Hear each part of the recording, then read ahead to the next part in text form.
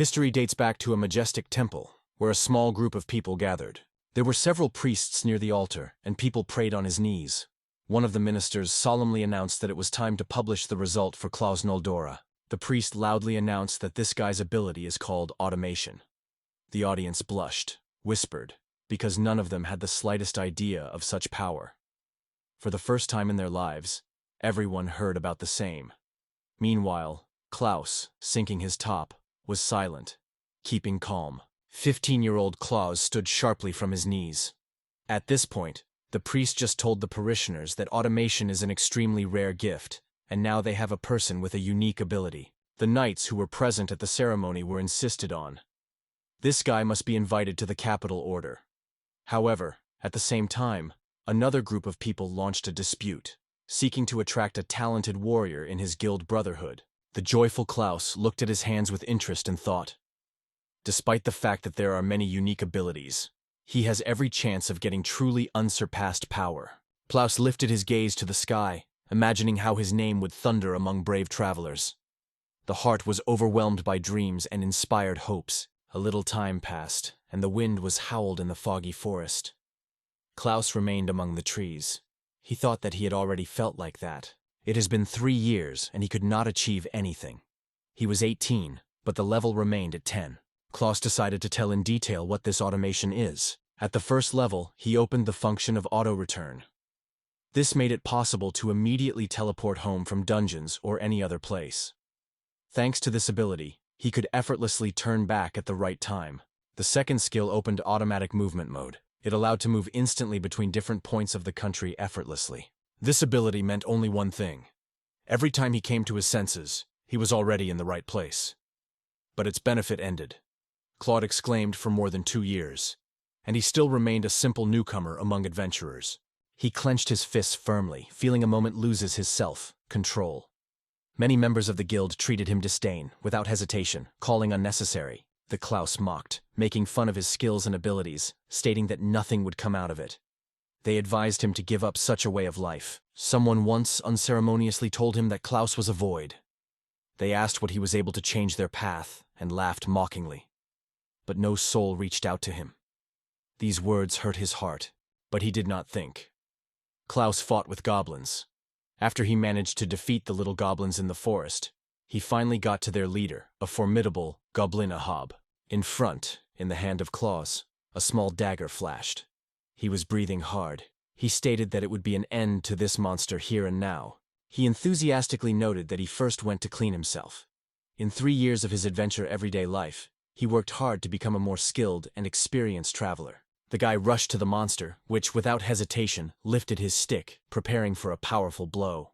Klaus rushed forward and struck Goblin in his hand, and then cleverly turned his weapon in his palm to immediately strike the next blow. He turned around and cut the trunk of the monster.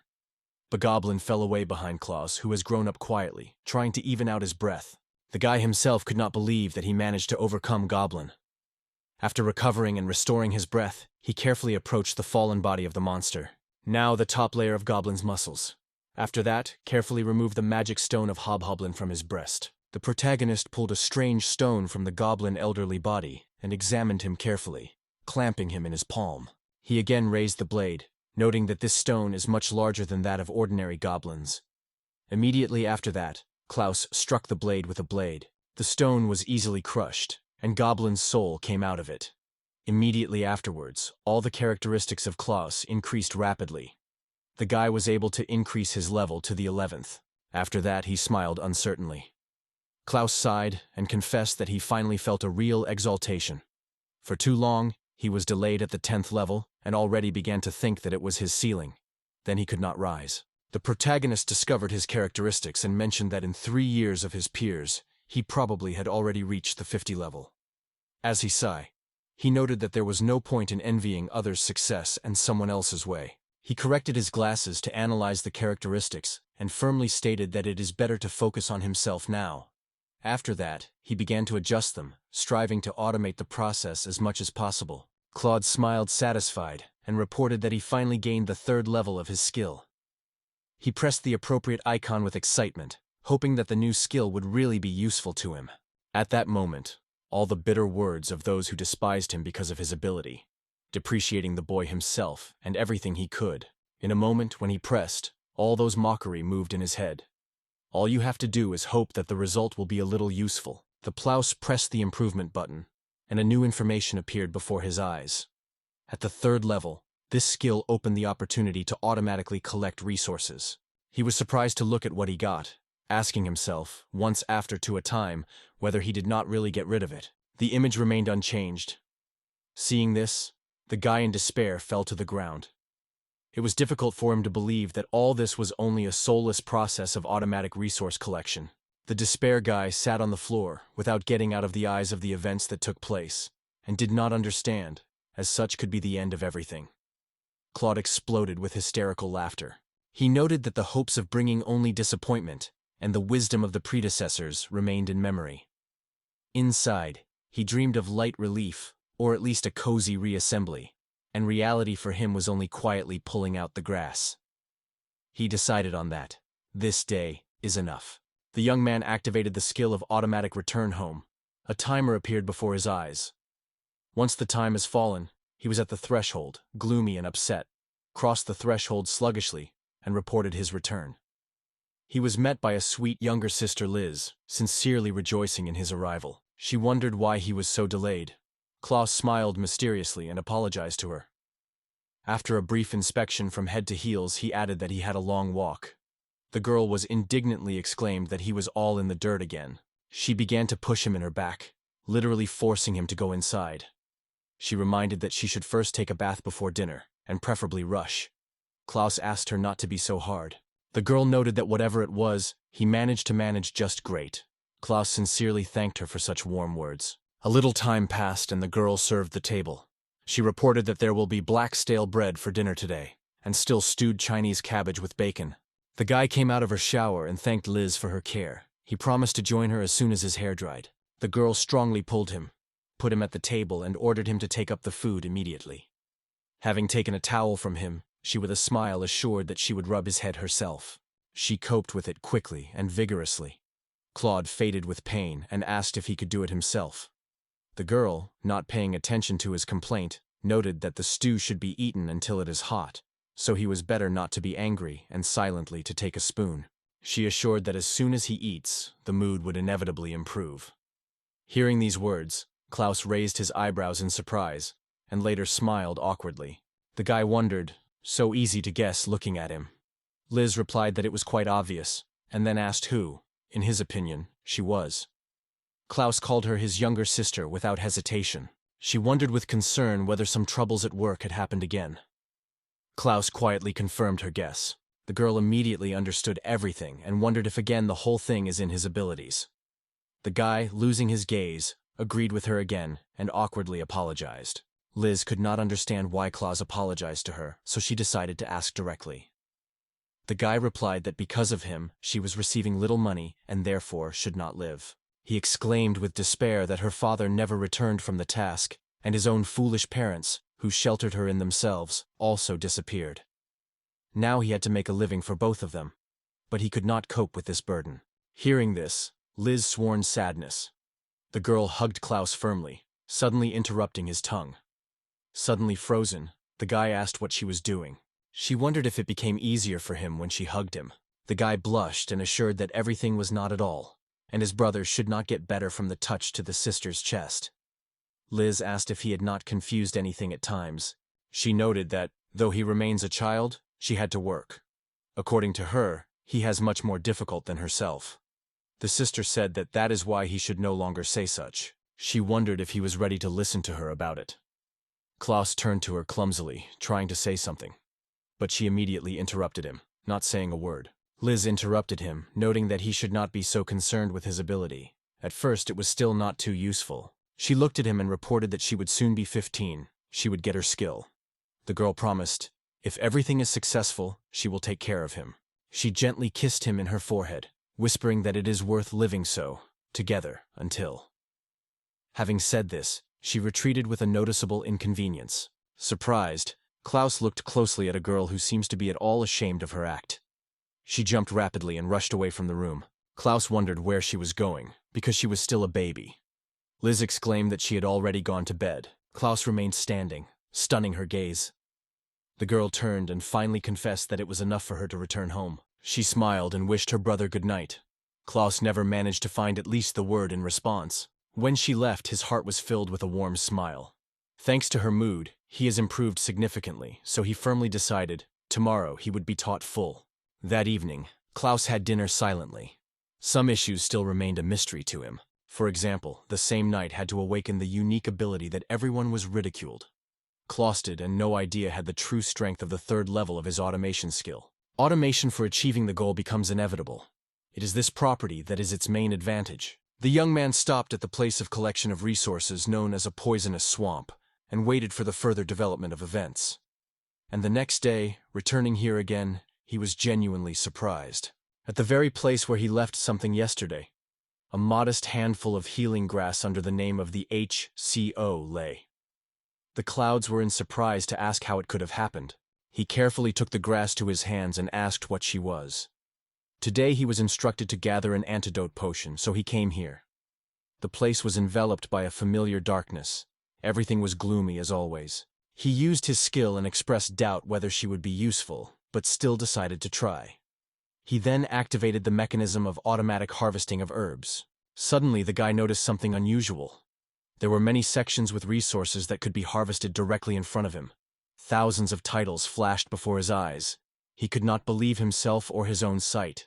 Klaus carefully rubbing herbs in the palms and smiling nervously. He said that it simply could not be. In the meantime, the system was interested in how many resources the boy should be harvested. The young man was surprised, but he still introduced 30 units. Klaus was more amazed at the system that the system reported that it would only take 4 minutes to collect 30 units of grass. Klaus laughed nervously, imagining that in this case he would collect one grass every 10 seconds. As soon as Claude turned on the timer, the time almost flew unnoticed. Recovering, he saw a considerable overlap of the cut grass in front of him. He thought, and suddenly it's just someone else's joke? However, without spending time, Klaus returned to the system instantly. The protagonist decided that it is worth trying to find something more valuable than an anti-toad grass. His gaze stopped on a mysterious fossilized grass. The system showed the time of collection, after which this type of vegetation was already in the hands of the exhausted boy. He exclaimed that the fossilized grass is extremely rare, and its cost is 50 times higher than the price of a regular Antidorus plant. After that, he decided to collect 10 more stems of the so-called fly grass. When the time of collection of resources has passed, and next to Klaus was already fresh prey, he did not resist and smiled happy, contemplating his prey. The guy decided to find out how much time he would take the most rare grass to the legendary class. Dragon's ear. For one such plant, you can get a whole castle. He chose one of these plants and noticed in surprise, to collect it, it will take 127 hours for more than 5 days. Such a schedule was quite impressed by the guy. Klaus laughed and noted that there was nothing to be surprised here. This herb could not get rid of anywhere. He wondered where he could bring his fate in 5 days, but suddenly snatched his opinion. Silent suddenly. Klaus suddenly came. In 5 days he will be able to get the draconian spike, a plant that is considered a true legend. At least so predicts his unique ability. The guy instantly turned around, thinking about how best to take such an opportunity. Focusing on time, Klaus could accurately determine where rare artifacts were nearby. This is exactly how he went to another area, a gorge of crying, to replenish his reserves of valuable resources. Klaus remained resistant to the poison due to its gas mask. Exhaled with relief, he noted that he was here. It was a little known and unpopular place, wrapped in dense, poisonous evaporation. The gap of suffering is a gorge of complaints. However, Klaus was convinced that it was in this gorge that the grass he needs to grow. Its cost on the market is extremely high. Even the price of an Antidorus plant, which costs only 1 silver apiece, seems like a small little thing next to it. Klaus chose in the mandragores. Depending on its mass, it could get 10 times more gold. There is no doubt that it is an extremely rare plant. Mandragora is a real legend among herbs. Klaus pressed the button and immediately learned how long it would take. It turned out that it would only take 24 minutes to dig a mandragora. He exclaimed in surprise that it is easier. The guy immediately involved his skill. At the same moment, the timer suddenly accelerated the countdown. The numbers flashed faster and faster. But suddenly this scraped pace broke off. Klaus came to mind. Once he opened his eyes, One and only traveler's sprout was already flashing on his palms. The joyful guy lifted her even higher, as if demonstrating his acquisition. Klaus, gladly shouting about his achievements, returned to Liz. However, at the same moment, a formidable and terrible monster was already hanging behind his back. As soon as Klaus exclaimed, celebrating his victory, something suddenly risen behind him. The second level of detection skills automatically turned on. The clouds twisted, and suddenly the guy saw huge fangs behind himself. He shouted in the whole voice and, not holding back, stepped back, fell to the ground. Before Klaus, a giant was concealed in the classroom, a stone lizard thirsty for food. She sharply waved his tail, hitting exactly where the boy had just stood. Klaus flew back. The disadvantaged man, being in a hopelessness, exploded. Klaus was hard to believe that he had to meet with a real stone lizard. It all looked like a senseless trick, because this place was considered quite serious. Claude sincerely could not understand how a monster could appear in the classroom. When the guy finally resigned himself to his destiny, tears rolled slowly on his cheeks. Before the inner look, the memories of his younger sister were brightly appeared. He pronounced apology, but suddenly confused in his own thoughts. It became unclear. How could the idea of leaving it yourself appear at all? The protagonist has already promised her that he would definitely return home. And Klaus seems to have finally decided. He will definitely come back, even if he has almost zero victory. He was not even frightened by complete hopelessness. He was still going to return home where the road was waiting for him. Klaus lifted his dagger and showed a germinated traveler. Suddenly, the stone lizard turned away from him. The young man was confused. He did not expect such behavior from her, and in her eyes tears shined. Watching the strange behavior of the monster, Klaus noticed that he was holding a mandrake. The guy pulled the plant even harder, and suddenly the stone lizard suddenly twisted on the spot, firmly grasping his head with his paws. Klaus immediately guessed what the case could be. He suggested that when he pulled the mandragora from the ground, the plant shouted loudly, which attracted the lizard, injuring it. Klaus immediately realized the health of the lizard was rapidly melting, the fault of the piercing screams of the mandragora. However, during this automatic process, Klaus was already unconscious. He could not see nor to hear any more. Raising the sword, he rushed forward, directly on the monster that was folded on the ground. Like, if so, it is better to end everything here and now, at least for a stone lizard. The next moment with the monster, the fountain had blood. It was a real return. Klaus, despite the whole world, the Lord seemingly one of the most noble skills, Klaus returned home with his load, full of determination. Now anyone who once offended him will certainly answer for his actions. When he stepped on the threshold, he saw his younger sister Liz hanging out just washed. Seeing the boy, a girl full of joy smiled widely and greeted him warmly. In the Guild of Adventure, almost idyllic silence prevailed. Someone slowly cleaned the room before opening, and others, not finally waking up, fought unsuccessfully with sleep. Among those who woke up were the secretary of the guild named Taryn. Her face was ill with a soft, sincere smile. She quickly straightened her hair, stating that it was time to take the case. Taryn turned to girls who looked even more exhausted. Not satisfied with the answers, one of them turned to the team with a remark. The secretaries are the face of the guild, so they should come to their senses faster. The girls turned to Taryn, complaining that yesterday's overtime work could not rest normally. Taryn replied that the secretaries should always remain graceful like white swans. You need to smile and not give any fatigue. The girls said that the adventurers were guilty of all. The secretaries complained that they literally litter them with a whole mountain.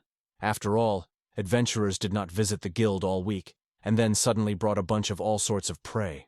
They noted that the terrain does not even imagine how much time it really goes on to spread everything in places, determine the value, and finally send the product. The terrain took a deep breath, and then said that it would be, first, it is necessary to at least put yourself in order. Suddenly, one of the girls remembered that she had not seen Taryn's ward for a long time. The secretary asked what they mean. Her girlfriend confirmed these words and added that Terrence had not appeared for several days. They said that it was an experienced but still low-level adventurer. Taryn guessed what Klaus was in mind. She agreed. He was not visible for a long time. At the same moment, the door of the guild dissolved, and Klaus Noldor broke into a loud greeting with a loud greeting. Behind him were the whole mountains of stuffed bags. The young man blurred in a smile. During this time, he managed to reach the 19th level.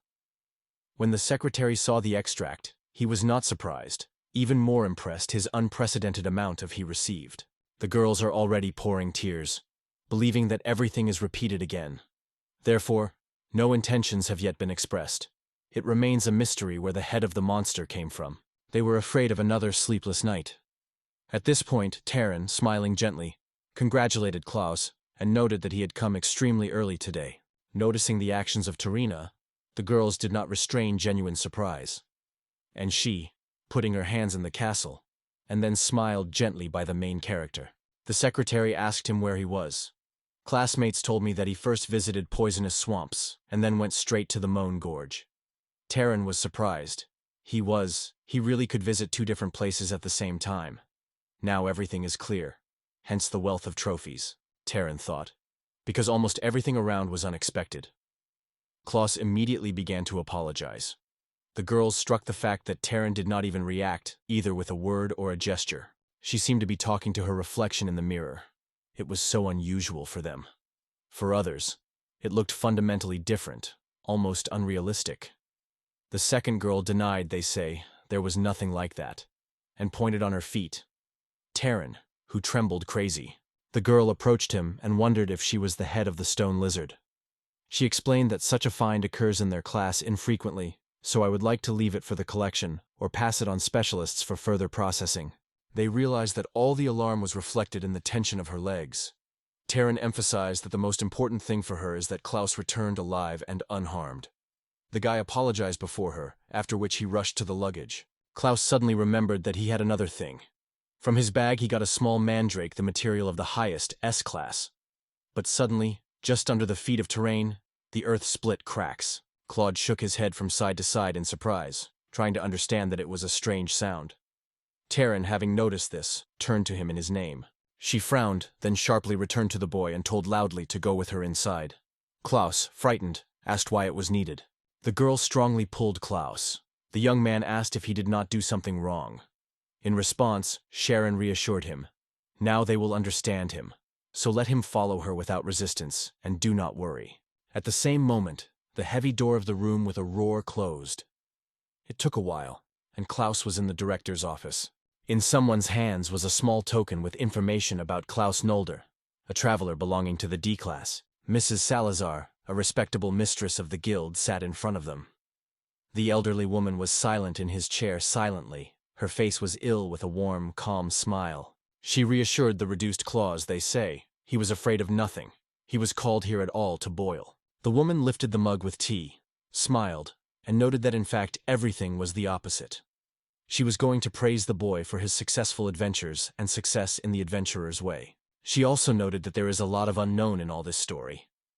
After her words, they put a mandrake on the table, the same one he brought to the guild. The woman noted that it was not so easy to get this plant, so she became wondering where he could find it.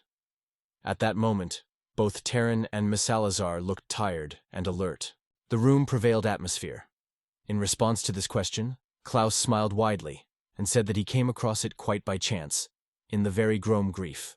Both girls looked at him with distrust, and on their mouth played cunning smiles. It took a while, and Klaus still managed to go outside. He raised his hands up. He turned to Lisa in his thoughts, having a slope of being able to cope with the task without resorting to lies. In addition, he deliberately hid the fact that all this was made possible by his special abilities. Klaus realized that he was so excited so much. However, he had another question. He turned to Lisa, thinking about how much he managed to earn. 1 copper coin is only enough for a loaf of black bread, while the golden one for 1,000 of the same loaves. He managed to collect as many as 22 gold coins, and he was eagerly imagining how his sister's face would shine joyfully. But it was not all. Miss Salazar noted that there was also a mandragore. Its cost can reach about 250 gold coins. Klaus could not believe his own eyes, seeing these numbers. Guildmaster argued that it was a limit possible, and the wholesale prices kept about 65 coins. However, even under the guild, there were no such large-scale operations. Miss Salazar wondered if Klaus would agree to the exchange. She suggested as a compensation or equivalent equipment or magic stones. In this case, he would get 13 large magical stones in the form of a tier, but only one fell out of Snake, and it was a normal result. In addition, Klaus admires that he managed to increase his level. However, it was only a happy luck. Misella, standing by the window of his office, watches how Klaus leaves the guild building with a joyous smile. She could not understand anything at all. Yesterday, according to the woman, Klaus was considered absolutely inappropriate. And today, he suddenly brings them an ingredient in Class S, Mandragora. The woman also noted that he managed to cope with the monster of Class B, a stone lizard. She wondered if Klaus was actually only a deck of D class. She returned to the ram, who listened carefully to the conversation. The woman noted that Klaus should be careful. She noted that either he will become a truly indispensable person, or everything will remain as before. The real solution to this situation depends on their choice right now. The terrain instantly seriously, and assured that the order would be executed, and everything you can know about it. After some time spent in the mountains, Klaus again set up some small equipment. He had a protective helmet on his head, which was already securely attached to the lantern. He thoroughly attacked him so that the light fell exactly where it was needed. He was about to step on an unloved and disadvantaged starting location, more known as Twilight Mines. Klaus fastened his helmet and, remembering how his automation has already proven to work with vegetation, announced that it was time to try it on something new. Having reached the 27th level, Klaus Noldor strongly stepped into the cave, set up this time to hunt for minerals. But he had no idea that they were watching closely. In the shade unnoticed, a young trace was hidden. The cloud shouted loudly the name of the Twilight Doubles. He said that 1,000 years ago, ancient gnomes dug a lot of tunnels in search of mithril. At the same time, the customer wished to get a charming, radiant armor. In cities and homes, magic radiant stones are used everywhere. They are extracted at almost every step, so small debris is often given to children instead of pocket money. Klaus looked down and noted that there was another thing, but he did not have time to arrange how the guy laughed aloud and stated strongly that he had already dealt with everything. With one lightning wave, he opened the status window and proudly reported that he relied on automation. Klaus opened a directory section with magic radiant stones, and was surprised that he could immediately choose among large specimens. He was also struck by a short collection time. It meant that these jewelry was completely near the entrance. The clouds just laughed, they say. It is quite simple. He asked the sister to wait a little, and he pressed on the screen. The guy felt nothing suspicious about it. With these words, he confidently activated the 3rd level, the skill of automatic assembly. Again exploding with loud laughter, he solemnly stated that the moment had to tear and scatter. He said these words, referring to his own pick, which he was about to extract minerals. The reconnaissance girl watched everything that happened. Hidden under dark clothing, she hid the corner in the cave and followed Klaus. She did not rest, that he is too talkative for one. The girl, moving away from Klaus, who was fascinated by the gathering of things, removed the hood and breathed heavily. She realized that she was not trying. She was still unable to deny her sister. She sighed with annoyance, inadvertently thinking why she had to accomplish this task instead of this newcomerist. Meanwhile, Tiara, an experienced middle-level traveler, appeared at the event.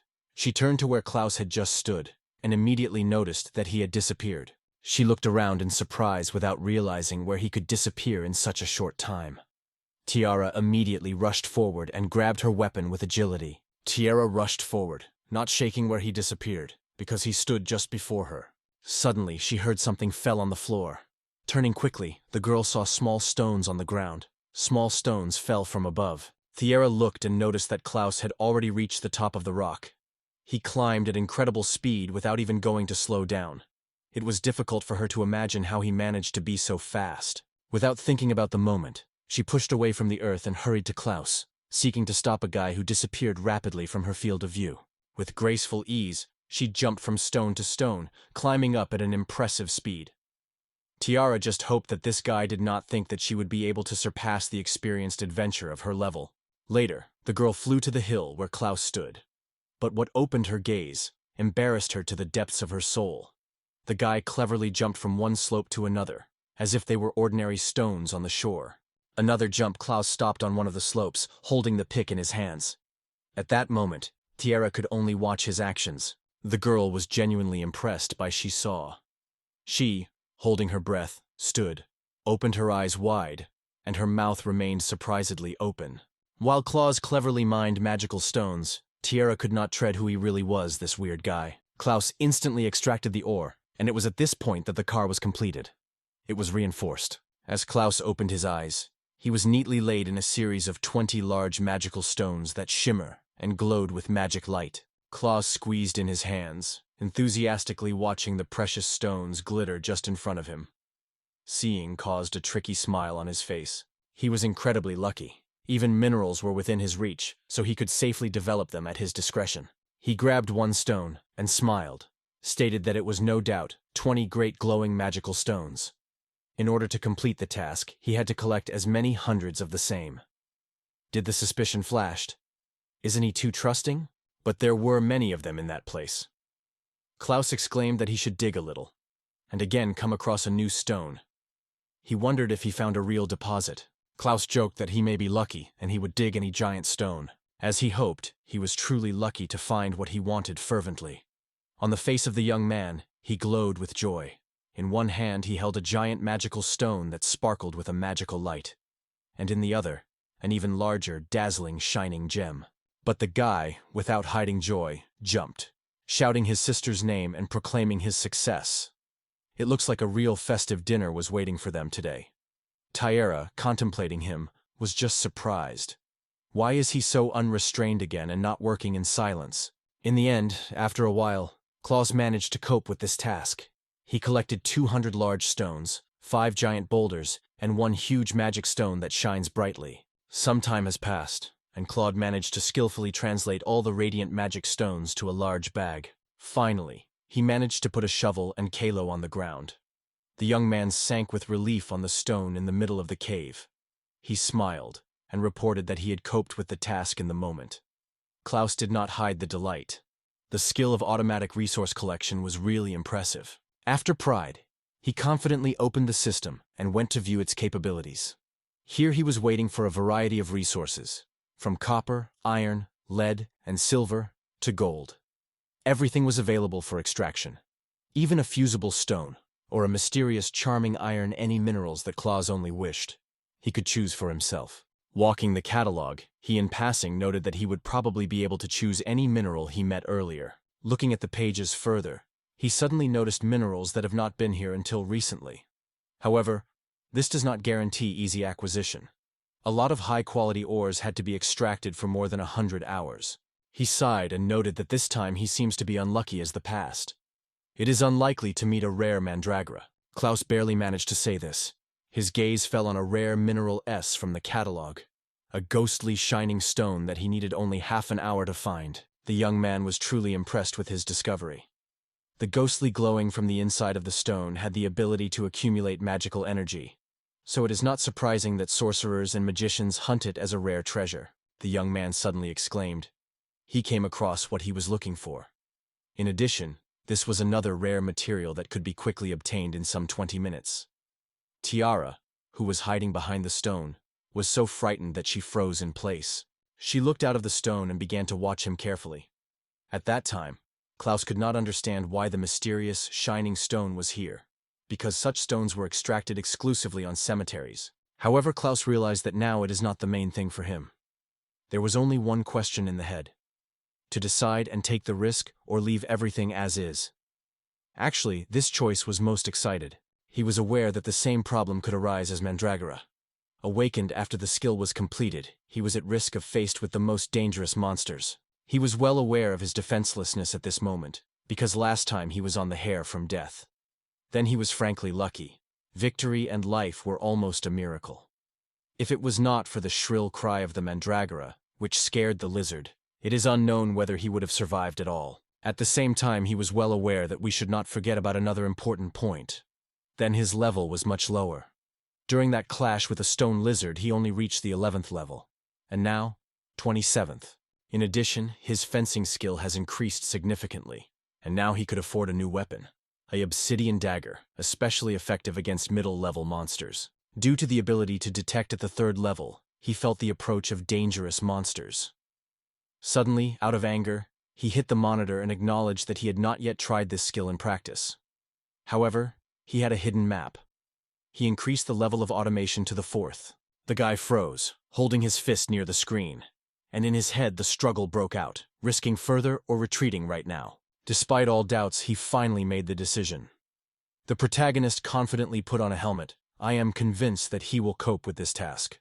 At the same time, he activated the third level of automation, the function of automatic collection of resources. He believed that if you did not dare to the adventure in a simple dungeon, then another place would not be found.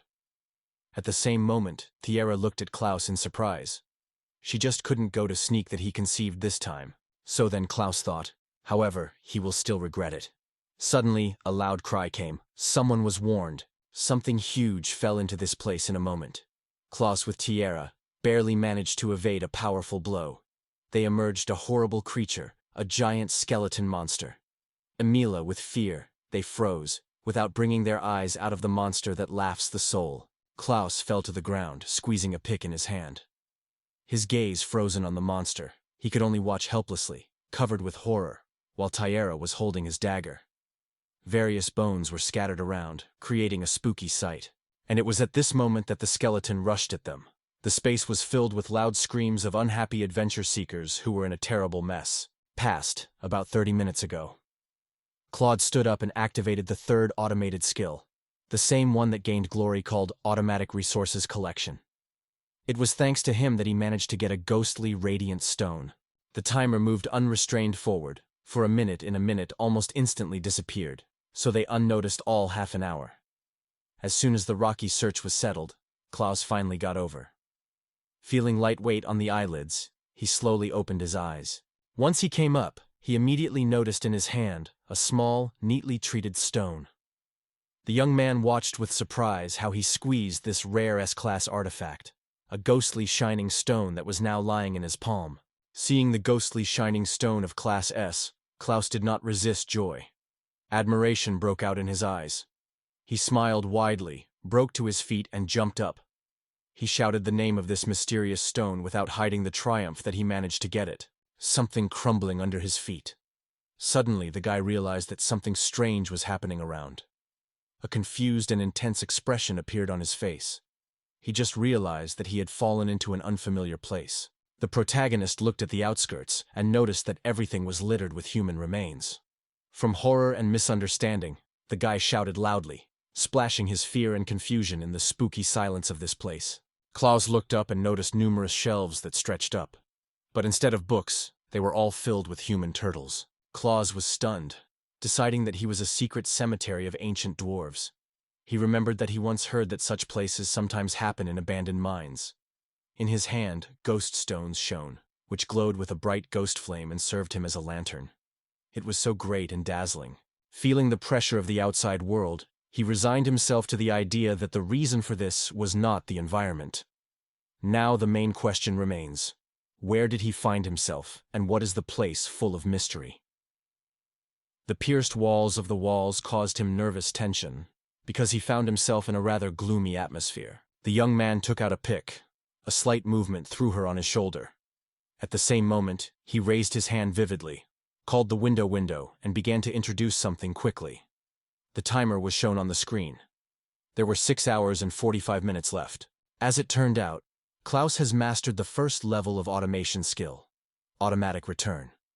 Now he can always return home immediately from the dungeon or any battlefield, and this is guaranteed. In other words, this gift allows him to safely and unmistakably find himself in his home at any moment. A mouse that could become a little stronger. He had already seen a photo on which he was sitting in the office just opposite Miss Alazar, and behind her was Terrence. Both girls smiled and were interested in where he all came from. But the guy could not answer anything. Since this return occurs only automatically, Klaus has no idea where he will come from and how it will return. He imagined the girls would smile when they were heard from him, as if he had found it somewhere in the Twilight Mines. And the new ability to hide will not be possible. Stripping forward, he noted that at least Glad is just a spooky cemetery. After all, if it were an underground crypt which accidentally became a dungeon, then, waking up, he could be surrounded by skeletons and ominous ghosts. He stepped forward, squeezing a mysteriously light stone in his hand. The man noted that, of course, automation skills are convenient, but the place where his fate was brought in is actually extremely dangerous. Having gained some projection on the building, Klaus cautiously bypassed the horn, squeezing his mysteriously light stone in his hand. As soon as he approached the place with the ghostly glow of the stone, he opened a stunning picture.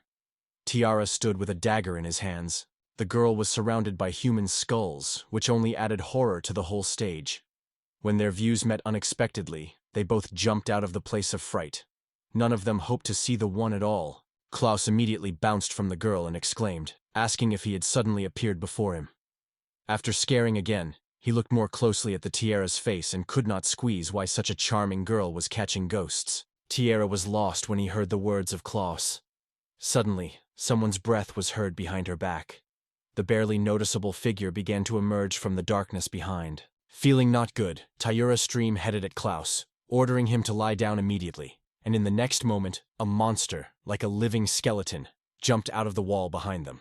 Tiara and Flat lay on the floor, and completely different feelings were read on their faces. Klaus was covered by fear, and Tiara with open hostility stared at the monster that hanged right in front of them. Suddenly, the skeletal monster shouted. His skull was decorated with a neat helmet, and on the bony shoulders, a broken old raincoat. Hearing the creepy roar of the monster, Klaus and Tiara were also screamed with horror. Only fear was read in their eyes. This time there was no place for doubts. Both realized they were in an extremely dangerous trap. With tears in the eyes, Klaus looked around, unable to restrain the fright. His cry escaped out, and he rushed to flee every mood.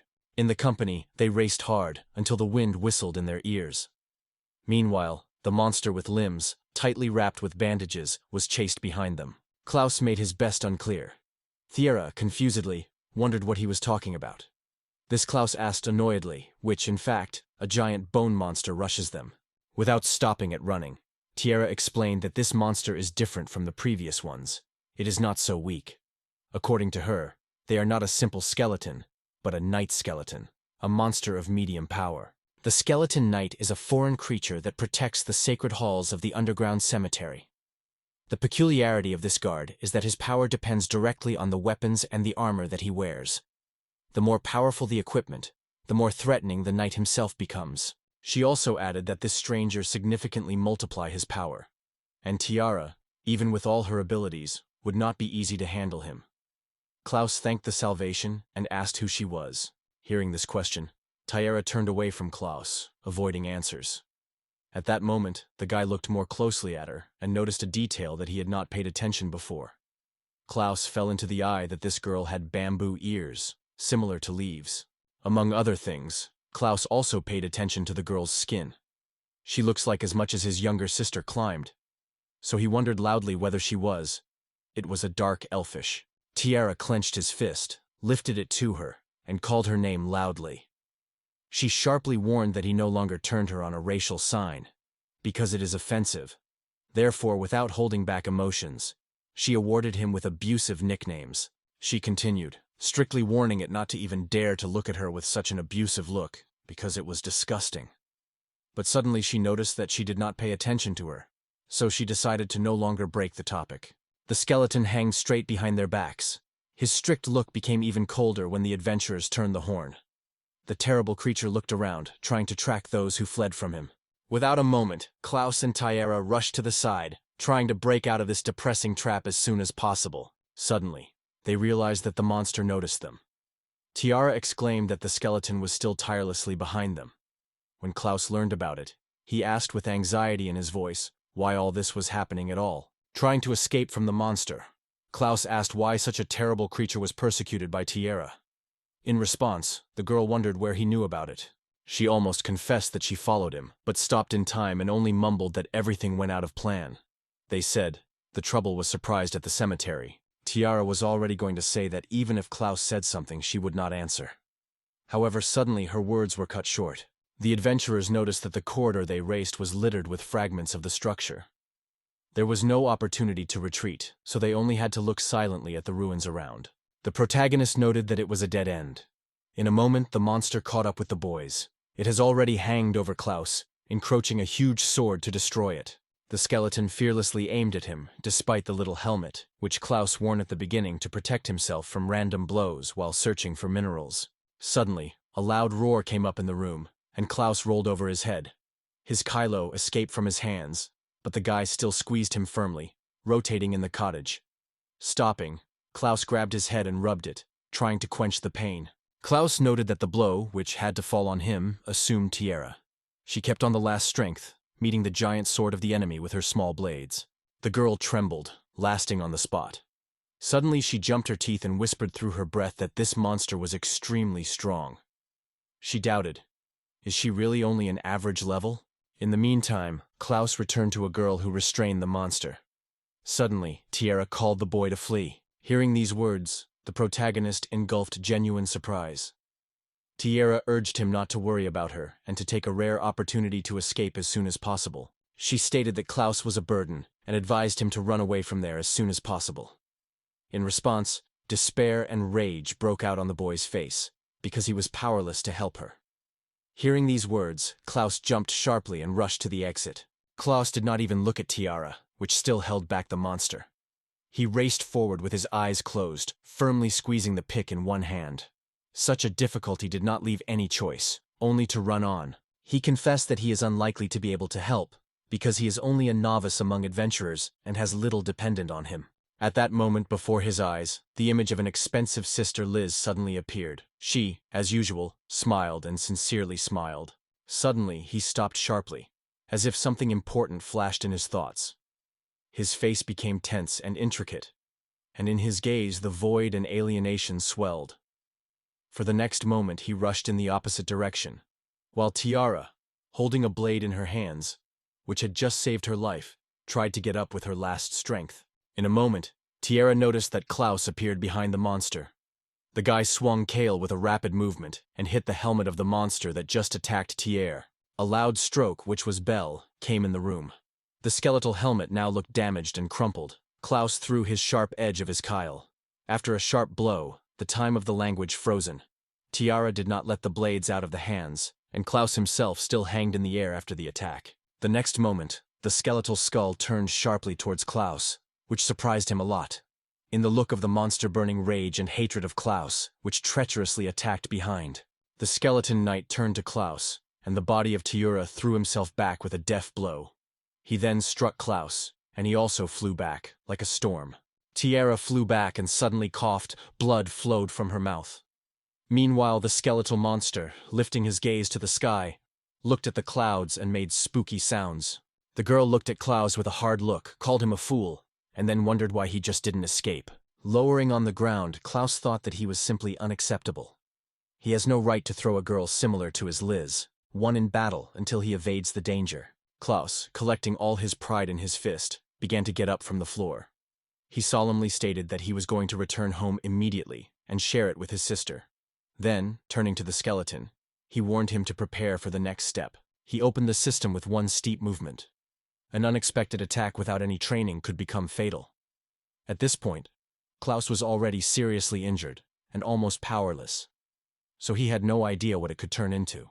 It was a seal, a new automation skill, enhanced with magic stones. But despite all his reflections, he understood perfectly. This power was too risky for him. When the monster had already hanged behind Klaus's back, preparing for the attack, the guy managed to activate the 4th level of automation skills. Further, everything happened in itself.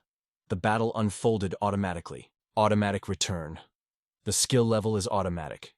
This skill always allows you to easily return from the dungeon or the battlefield just home. The 2nd level of this skill is automatic movement. Its owner is able to instantly be transferred to any place where he once visited, be it a gloomy dungeon, a battlefield, or a housing city. The 3rd level of this skill is automatic collection of resources. From now on, the system independently collects all resources that the user has found at least once. Next is the 4th level of skills called automatic fight. At this stage, the skill itself will lead a duel with the enemy, with which the user already had at least one clash.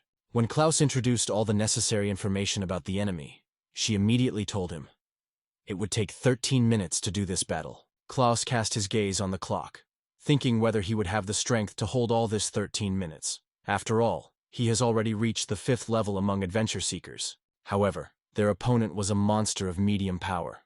Tiara, trembling with the whole body and barely brought up, called Klaus to flee as soon as possible, because he could soon escape soon. Klaus, with the shadow of heaviness on the face, smiled and called the skeleton on Hertz. At the same moment he clenched his jaws. In the air a characteristic crackling sounded. The young man pressed the desired button, launching the 4th level of automation, automatic battle mode. As soon as his hand touched the activation button, the eyelids lowered themselves, and the timer installed for 13 seconds began to count. Almost immediately after, his whole body was gently settling to the ground. It seemed that Klaus was just dorming, falling in such a pose. Tiara looked confusedly at the guy who was sitting on the floor motionlessly. She could not understand what happened to Klaus. Podvovovisko twisted to the guy, getting ready to attack. He has already swung the sword with a close. And it was at this moment that Tiara cried out, shouting whether he was really sleeping. Just as the blade of the sword of the monster almost touched the boy's head, he was lightning. Everything happened so instantly and skillfully that it was difficult to even trace. A moment, and before the eyes, a strange picture unfolded, as if something happened by accident.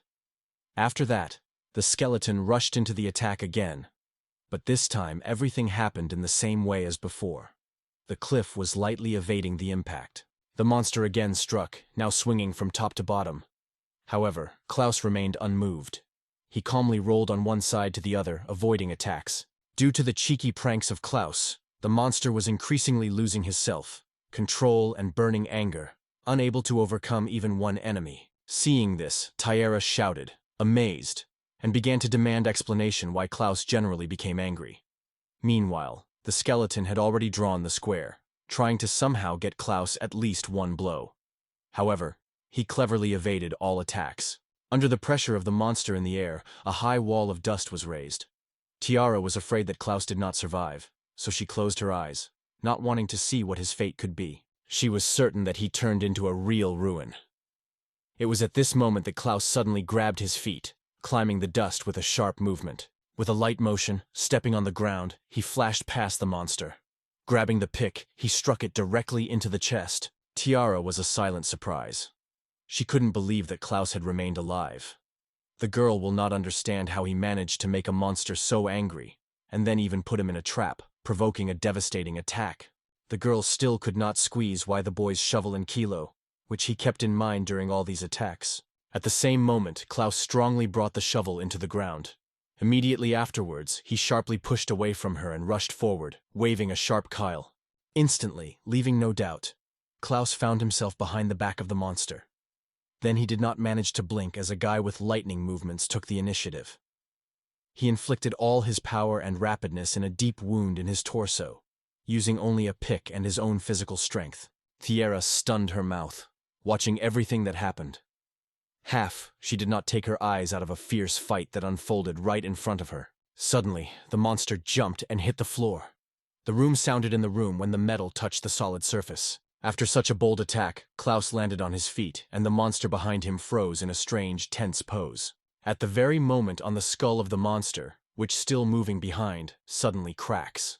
Although it did not split completely, the grid of thin lines rapidly spread over its entire surface. Tiara was stunningly watching the battle, unable to pronounce a word.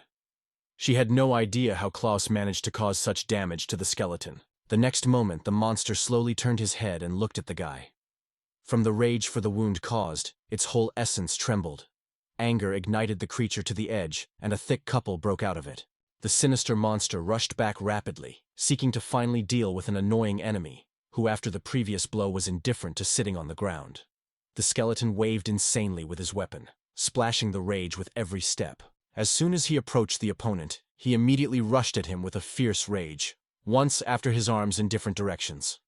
Klaus, while maintaining absolute peace, did not do any effort from every blow, as if it were a common thing to him. The skeleton was constantly waving his weapon, but Klaus cleverly and easily evaded every impact of the enemy, so that the monster could never have caught the guy. Suddenly, Klaus turned so quickly and spectacular that even his cloak did not have time for this movement, not to mention the monster that tried to win him. As soon as the guy was able to gain the right speed, he rushed to the monster with the pick on the envy. The blow came directly along the spine and the hands of the skeleton, forcing it to let in the sword and shield. Its movement at the same time looked both sophisticated and fatal for the bony opponent. At that moment, Tiara sat silently on the floor, fascinating the skeleton as the skeleton slowly fades in her eyes. After this blow of the monster, it began to fall down rapidly, and Claude at the same time inserted a shovel into the ground so that it was firmly stuck in the soil. He managed to easily stand on her handle, as if he was light as a feathers. Surprised by what he saw, Tiara has frozen, unable to pronounce words, staring at Klaus. On her face, a whole kaleidoscope of contradictory feelings, which was even difficult for her to understand. Squeezing his dagger in her hands, the girl tried to comprehend why she just witnessed. At that moment, Klaus, who was still fascinated by his automatic battle, landed on a shovel. Tiura watched him, thinking who he really was. Meanwhile, the timer relentlessly reconciled, leaving for another 8 minutes. Soon loud exclamations were heard in the walls of the guild.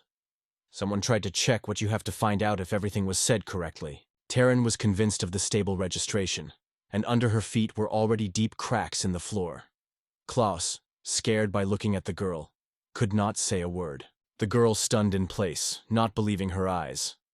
Just in front of her lay a neat adjacent stone, carefully wrapped in a piece of fabric. The girl looked strictly at the clouds and asked if she was in front of her ghost stone. Her cry was so loud that anyone who was in the guild at that time immediately paid attention to the boys. Klaus tensely noted Taryn that her voice, to put it mildly. The girl wanted to express his admiration with a giant stone, but Klaus quickly covered her mouth with her palms, repeating that she was talking too loudly. He warned that if he continues, others will definitely be asked. All the sorcerers, together, shifted their views on two, who fell silent near the registration rack. The attendees could not believe the heard of such a rare thing. It seemed like it was an absurdity or an unfortunate mistake. The girl did not bring smiles out of her face, looking closely at Klaus. Her insightful look silently asked, "Does he realize the true value of the thing that he brought to this table?" Without releasing Taryn's face, Klaus laughed clumsily and confessed that he seemed to have drowned something again. Taryn cast a tired look at him, as if hint, he should be silent now. The girl looked carefully at Klaus, as if trying to convey her thoughts about the most important thing. Klaus was embarrassed and hesitantly muttered, which apparently guesses her question. However, something elusive prevented him from moving on. Klaus looked away, waiting for a new wave of questioning. He hated these moments with all his heart. Those horrible people lived here, and he was scared to the depths of his soul. Suddenly, the guy felt the air in the room as if thicker and pressing. Taryn's door slowly opened, and because of them, the unhappy clouds had a true horror and fear. The head of guild, Miss Salazar, looked silently for everything that happened near the registration rack, standing just in front of the door. Her metal hand resting on the door leaf, and a spooky smile blossomed on her face, from which it was cold in her chest. Miss Salazar moved to the door, reached out and clenched her in his fist. Then she pulled out only the index finger, and only one movement called clostur. It is noteworthy that the girls at registration paled with fear. Their faces became like chalk, Mrs. Salazar exclaimed, ordering the cloud to move forward. Her face became harsh, and the gaze slid sharply from above. Seeing it, the cloud was frightened to trembling and shouting. It seemed that all the blood disappeared from his face. Guildmaster, without holding back her voice, exclaimed, asking Klaus if he was afraid of her. Taryn closed her eyes with emphasized pride and stated that Klaus would personally hold the guild director's office, Ms. Salazar. Some time has passed, and a familiar picture from the past has come before the eyes. Klaus sat, laying his arms on his knees, and stubbornly stared at the floor, afraid to lift his gaze on the table that stood in front of everyone. On a huge piece of fabric lay a stone, a large and terribly shining like a ghost. Summing up, Miss Salazar smiled ominously and asked where Klaus got such a rare mineral. Meanwhile, Taryn watched Klaus and Stone silently, trying to understand the essence of events. The target laughed in confusion, justifying that the stone was accidentally. Ms. Salazar was annoyed, and in her voice felt impatient sharpness when she demanded from a mice accurate explanations where he found a stone. Both girls asked almost simultaneously whether he got this amazing, creepy glowing stone in a place called Twilight Mine, when he was engaged in the search for other minerals for his task. Klaus agreed completely, and then assured that all this happened absolutely by accident. The girls laughed with distrust, repeating Klaus's absurd words about the Twilight Mine. The guy acknowledged that he himself looked surprisingly strange. The girls intercepted Klaus' phrase, repeating what an incredible thing is. Now in their voices there was even more distrust and surprise. Miss Salazar took a deep breath, carefully pulled the monocle and slowly lifted it to the eye. Mrs. Salazar asked Klaus to ask if he knew how much such a stone could cost. She returned to him as if she wanted to add something, but finally changed the wording and stressed that this adjoining stone was extremely large. Klaus did not quite realize what the lady meant. The man wondered if this stone really cost about 1 gold. Slightly shooting, he began to mutter that such a ghost stone would have to be strengthened on the rod of the supreme magician. The girls only nodded approved, confirming what was said. Miss Salazar lowered her gaze and sigh, noted that there were very few such stones. They can be listed on one hand. Klaus did not completely crush what she leads to. Miss Salazar wondered if Klaus heard about some unusual legend. It was about an illustrated translation that tells about a prominent magician who accompanied a brave hero from one country. Exactly the one who once overcame the treacherous dragon. Klaus assured that he listened carefully. He added that this story has a foundation in real events, but said that a stone that is fixed at the end of a large sorcerer's staff is extremely valuable and valuable. This stone was a ghosty, the size of a firmly compressed fist. Klaus with an unclear smile froze, and then his gaze fell on a ghostly lightstone, which he flashed straight in front of him on a tidy piece of fabric. Claude was alarmed. He raised his hand, squeezing his fingers into his fist, but there was a smile on his face. At that moment, hundreds of thoughts were swearing in his head, but none broke out of his mouth. The protagonist cast his gaze on his hand and then on ghostly shimmering stones. After examining his own palm, he suddenly trembled. As soon as he realized that this pebble was perfectly coincided with his large heel. At that moment, Miss Salazar smiled silently, lowering her gaze down. Noticing Klaus's confusion, which he still did not squeeze his fist and continued to compare his hand carefully with a strange, shimmering ghost, she just barely waved her head. Mrs. Salazar suddenly broke the silence. She strictly stated that the mysterious shining stone that Klaus found and brought to the guild belongs to national treasures. Hearing this incredibly loud exclamation, Klaus was not a joke. The cry escaped from his mouth himself. Only at this moment did the guy finally realize what he really brought to the guild. In addition, it became clear why the girl was so angry. A dead silence reigned in the class. All eyes boiled to Ms. Salazar. Finally, someone could not stand and exclaimed, astonishing with surprise, whether this national activity has a sense in our country. The lady suggested that if to exchange all this for gold coins, then at least 600 coins would be at least 600 coins. Claude exclaimed from surprise. It was difficult for him to believe and heard. Mrs. Salazar smiled and noted that in front of them, on top of everything else, lies apparently, of 1,000 or even 2,000 gold coins.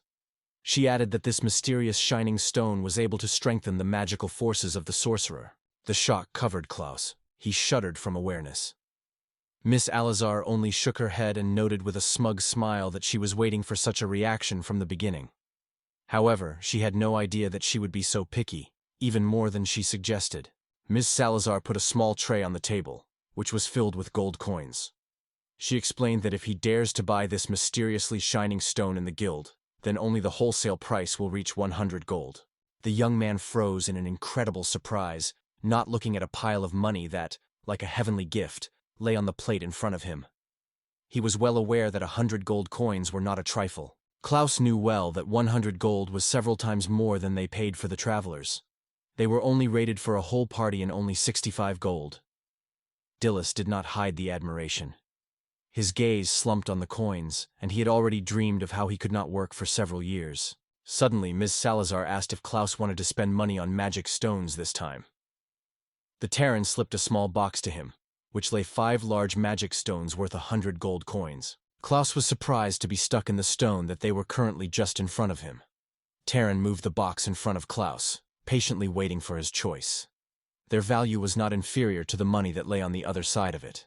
With a heavy burden on the heart, Klaus raised his hand, preparing to make the last, extremely difficult solution. It was at this moment that Miss Salazar fired even more tension, asking what Klaus should do.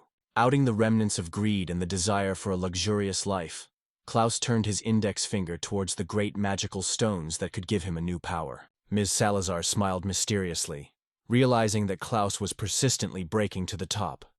She asked if it was true, and then she added from herself that, in her opinion, it was just great. Terran never looked at Klaus, but she appreciated the situation and noted that thanks to his purchase of magical stones, he would also make a considerable contribution to the development of this wonderful guild.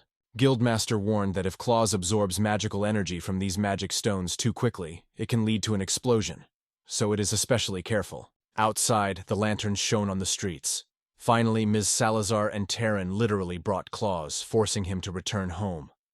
Still stunned, the guy moved home, and never realized to the end of what really happened. The girls wondered in Klaus if this guy went on his own. He immediately denied and explained that he would not be able to overcome such a powerful monster on his own. He assured that everything happened absolutely by accident. The Cloud noticed that if there was no middle-rank adventurer, she would not stand here now. Taryn tensed. Miss Salazar smiled and wondered what miracle she was there at all, and what happened to her. Suddenly, Klaus came in memory that day. The time meter was rapidly approaching 0. Only 9 seconds remained. It was at this moment that the guy, hiding behind a bunch of bones, was lightning forward, and with a short blow to the dagger faded into the skull monster. A good blow to the head of the monster, his skull flew in half, and the dagger pierced a small cluster that hid inside the skull of this dangerous middle-class creature. Only 6 seconds remained until the end. At that moment, Klaus froze, like a statue. Suddenly, a deafening detonation sounded behind him. The monster broke the skull. The explosion itself took the form of a sinister skull. Until the end of the timer remained only 1 second when Klaus was frozen in the air, filled with dust clubs after the explosion. When the count came to an end, he slowly opened his eyes and silently squeezed into the floor. Suddenly, the unbearable pain pierced the whole body of the boy, forcing him to curl from torment and, choking with blood, shout from surprise. He fell to the ground, sobbing and giving out a crazy cry. Klaus rolled on the floor, trying to somehow relieve the pain, and no idea whether one whole bone remained in his body. Tamara calmly and leisurely approached a helpless guy, radiating confidence in every step. The girl inserted an unfamiliar magic wand directly to the mouth of a boy from a poor class. He asked confusedly that she had just done, and then, a little bitter, suggested that it may be some weak potion. After that, the guy wondered if Tiara had something but these strange drugs. Without losing his self-control, Tiara stretched the boy a bottle, slightly larger than her palm. She wondered softly if he really decided to meet his death in this way. The protagonist rapidly absorbed the healing elixir from the bottle. He was genuinely impressed with how quickly his strength returned. He wondered how he managed to recover so rapidly. Klaus asked if he did not give him any extremely effective elixir. After all, such a potion could cost at least 1 gold. Tiara only noted that the adventure should be better taken care of their own health. The guy clumsily rose the liquid, trying not to meet the interlocutor. He quietly admitted that he did not know anything about it, because, like most adventurers, they belong to those who cannot boast of high levels or outstanding abilities. After these words he stopped, focusing on drinking the infusion. Suddenly, Klaus remembered one detail and asked in Tiara whether the girl had an average level of ability, but proudly confirmed his words and even added that he could already be considered a true experienced veteran. Clock glanced at the girl with suspicion and wondered what in that case an experienced veteran could forget in such a gloomy dungeon. In addition, he noted that this place is a territory for beginners, where one occasionally visits. At that moment, Tiara remembered that she was actually here with a reconnaissance mission. The girl was loudly caught up, which immediately surprised the boys. She confessed that she was completely forgotten about her meeting in this place. Surprised, Klaus asked the girl what kind of business can be arranged in such a place. Yes, she was still running away, in a hurry to say that she had to go. Klaus tried to add something, but Tiara interrupted it. You would thank then. Meanwhile, Miss Alazar Guildmaster and Taryn followed the hard expectation of who was sitting in the room in silence. The next moment, Tiara dropped on her knees, bowing her head to the ground. Taryn watched her from under the half-stuck eyelids, and Miss Salazar asked with a hidden pleasure whether the girl wanted to share something. Tiara was guilty in the floor. Ms. Salazar, without looking at the girl, said that they had high hopes for the Elfine. Tense, Tiara began to repent for her unsuccessful behavior during a reconnaissance operation.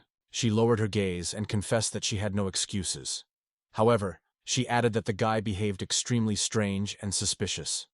And during the task, this spooky skeleton appeared in front of them. Mrs. Salazar stared out the window. So Guildmaster ordered Tiara to tell how she had to do when the observation object noticed it. Hearing this, Tiara again loudly, full of repentance, apologized for her mistake. Guildwater summed up that, fortunately, everything was quite good. She also emphasized that the intervention of Tiara managed to save Claw's life. Hearing this, Tiara felt some inconvenience. Ms. Salazar noted that this time she would make an exception and ignore she saw. But next time Tiara would no longer be able to avoid the consequences for such a serious mistake during the task. When Miss Salazar completed her notation, Tiara with anxiety raised her eyes, looking for a look at her gilder. Seeing this, Miss Salazar wondered if there was something left, which Tiara did not tell. Recognizing, Tiara reluctantly and slowly turned to the gilder and confessed that everything happened not quite as everyone imagined. Tiara lowered the floor and quietly confessed that she could not overcome that skeleton. After her words, a short, tense silence reigned in the room. Miss Salazar, having fallen and with a harsh look, finally turned to the girl and confessed that she did not fully understand what this middle-level adventurer was saying. The head of the guild wondered if Tiara had in mind that it was the monster who had a major blow. However, in fact, he finally ended with a monster low-level adventurer, Klaus. Tiara tightly closed her eyes and denied they say everything was not true. Having gained his gaze, Tiara shrugged. She feverishly searched for the right words to explain. Yes, she really seeks to help Klaus. However, what she said in the end was a surprise even for her. The girl reproduced the key events of the day on the battlefield. Klaus confidently held Kylo when the monster sneaked to him from the rear, preparing to attack. Klaus reached out to the skeleton as if teasing the monster. He called him a gesture to him, frankly provoking. As soon as a skeleton with a huge sword he rushed forward, Klaus cleverly and sharply evaded his attack. Having made an unexpectedly sharp maneuver, Klaus used a shovel that was tied to his leg. He lifted it with his foot and struck a hard stroke on his head. Then he struck another shock, this time from the bottom up. After a number of unexpected attacks, Klaus strongly threw the monster into the head of Kale, the sharp blade of which pierced the spine and the neck. As soon as he finished with this, he moved Kylo instantly and hit again, now a dagger. In the next moment, he strongly hit the shovel on the hand of the dagger, drove him to the end, and finally achieving the monster. Tiara said that Klaus eventually managed to defeat the monster on his own. While the girl was puzzled, he had already dealt with the enemy. Miss Salazar first looked at the girl, and then slowly turned away from the window. She apologized because Tiara believed. The Elfian rushed forward and passionately assured that she tells the pure truth and did not deceive. Although she could not explain in detail how everything happened, she was convinced that it happened because of his own guilt. At this time, Terran was talking to the secretary. Miss Salazar was surprised if Tiara really claimed that Klaus managed to overcome the medium power monster on his own. Tiara firmly confirmed. At that moment, it was pure truth. She was looking at the documents and was amazed at what she saw. The girl turned to the gilder, noting that things are not at all as it seems. At the same moment, all the attention that prevailed in the hall suddenly focused on Terran. The girl reported that she now had a list of things that Klaus delivered. If you believe these estimates, a monster he overcame was none other than a skeleton general. Recalling this, the Terran was noticeably worried. In other words, she noted that the monster who won Klaus belongs to a high rank, and even Tiara alone, or with someone little experience, would not be able to overcome it. The surprised Miss Salazar wondered whether the monster eventually defeated the unknown, little-known adventurer Klaus Noldor. It was not clear to the audience who he really was. Meanwhile, the happy Klaus smiled at the market. This time, he was in a sublime mood, because he was finally going to eat really delicious meat. With this opinion, he asked the seller to cut off the best piece for him. However, in response, he heard that he had been in a fish shop. At this time, Miss Salazar and Terran stood next to the draper. They asked the girl if she would like to talk more about the events in the dungeon, but in response she exclaimed that she did not understand anything. They turned to it by name. The diary appeared for a certain date, which were authors Terran. She talked about Klaus Noldala, a collector who was part of one of the guilds. In the foggy forest, created specifically for beginners, only the lightest monsters could be found. Here, newcomers collected the necessary resources, performing their first tasks. According to the prey report, it was possible to collect 224 ears of ordinary goblins, 23 ears of goblin leaders, 5 ears of older goblins, as well as 1 gobhoblin ear. In the same place, it was necessary to get 389 fangs of ordinary kobolds, 22 fangs of kobold soldiers, and 7 other fangs of large kobold. Green mucus left behind several nuclear debris, only 21 pieces. Only 1 sprout branch went from a small trench, and a variety of prey was collected from the trophies that belonged to the monsters. The old daggers were once owned by Goblin and Koboldam, worn axes, short spears, worn maces, as well as a rough queue, which fell out of the hands of the leader. Shields, magical stones, red gems, as well as small blue, green, yellow, and even iridescent stones. On the day Klaus appeared and brought everything together, the guild staff were amazed. They could not believe how he managed to pick up so much at a time. This was quite annoyed. The inventory girl was stunned, at least others.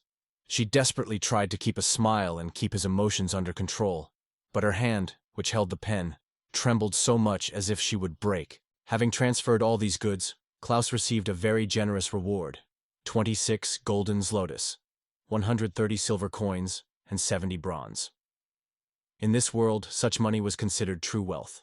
But Klaus had fun throwing his head back and rubbed with the nape. A wide smile blossomed on his face. The guy was delighted with how he managed to earn so well. He tried to hide that this was the result of his skill. A similar reaction struck the guild staff to the depths of the soul. They were waiting for them for long hours of continuous work because of the extraordinary amount of resources. The girls barely kept not to break on the hysteria, holding back emotions. The class has already noted that after the guy received the automation skill, his daily routine has changed significantly. The girl behind the counter, noticing him again among the buyers, noted that he brings a lot of goods from time to time. The girl, at least somehow curbed this endless stream of things, turned to the young man again and wondered if it seems to him that it would be too difficult to cope with all this load. Klaus, full of good mood, lifted his thumb up, demonstrated his girl, smiled widely and assured that it was quite difficult for him and everything. The girls shouted behind with tears in their eyes. Because of this, their load increased many times over, and now they had to work without stopping, day and night. Klaus continued to behave so hopelessly, as if he did not understand. He just smiled condescendingly in response to those who have long cursed him for such help. The prey report looked as follows: 253 parts of goblins, 418 kobolds, 21 mucus and 1 entity. In addition, 178 equipment and 164 magical stones were obtained. The girls felt that all this depreciated their work. At the same time, they were well aware that they have no right to ban the monsters. Throwing a bag with coins over his shoulder, Klaus confidently turned and went to the exit, straightened into all height. He was waiting for many more things this day. Smiling, Klaus already mentally noted that after he had mastered this skill and understood its principles, it became surprisingly easy to perform the trick. It seemed that the skill was doing everything for him. For Klaus, however, the guy decided to try his idea again. He sought to recreate the situation during the past battle when the automation skill worked, but the threat remained too much. Then Klaus managed to overcome only one of the mighty monsters. But what? How will they appear this time? Or other unknown enemies will oppose them? In any case, it was necessary to check everything carefully. So soon Klaus was again in a foggy forest, which was considered a real test for beginner adventurers, because here she had dangers at every step. At the time, an adventurer named Klaus Noldor has reached 38th level. He stood confidently, put his hands on his sides, and solemnly proclaimed that he finally got here. And he considered this place the best check of his own strength. The 4th level of automation involved self-fighting. Even if the guy does not cope, there would be no truly dangerous opponents on this terrain. Because he knew this place like his 5 fingers. There was no soul ahead. The guy froze alone in the middle of the forest. Without delay, he decided to use the skill. And within a moment the existing timer marked the beginning of its action. That's the result. It just impresses. Klaus stood in the middle of the battlefield, weapons alert, and around him the victorious enemies of a variety of races and classes were lying. It was on that day that all monsters from the foggy forest were destroyed, no matter where they were hiding. It seems that the ability to persecute each of them, leaving no chance of salvation. Klaus was pleased to say that he had not received any scratches. He just closed his eyes, and when he opened, he did not even believe that the forces would return. But the joy was short-lived. The monster would still be resurrected soon, and the forest would be filled again. But the main character still remained in the foggy forest. The young man used this technique for the 10th, and every time she worked without fail, destroying everyone who was in her path. Automatic fight was even more impressive than Klaus imagined. Now he could not hesitate to win anyone who gives way to him by force, and even those who surpass him. The Klaus closed his eyes and tilted his head, noting that the time to recover and the inability to choose the target for the attack still remain. Strictly speaking, These are not completely shortcomings of this technique, rather the features of its action. Recharging or recovery time is the period required for full recovery. Only after its completion the ability can be applied again. Looking at the battlefield, Klaus realized that he was not able to retain this force constantly, but this did not diminish his power. Still, Klaus fell on the lust. That is, his ability will be blocked before he has time to apply any of his techniques again. So even if the guy turns on automatic resource collection or, say, activates the function of automatic interception of the enemy just appears. After that, Klaus realized that he would not be able to do so. Of course, he could use this ability, the one he called the creation of his legs, but she has his own recovery period. Another disadvantage is the inability to choose the goal on your own. As far as the guy remembers, when activating the automatic battle mode, you can again come across the enemy, who has already met earlier. Or a stranger appears suddenly on your way. It happened even when he was put in front of him by the army of the skeleton army himself. However, in a wonderful way, the result of this meeting was known to you in advance. To activate this automatic combat equipment, it is necessary to strike at least one stroke, which, even with minimal harm, will cause damage to the enemy. The guy understood perfectly. If he was able to win in this way, it would certainly become his main trump card. In this case, Klaus will get a chance to climb the top of this world. The night has already dropped to the city.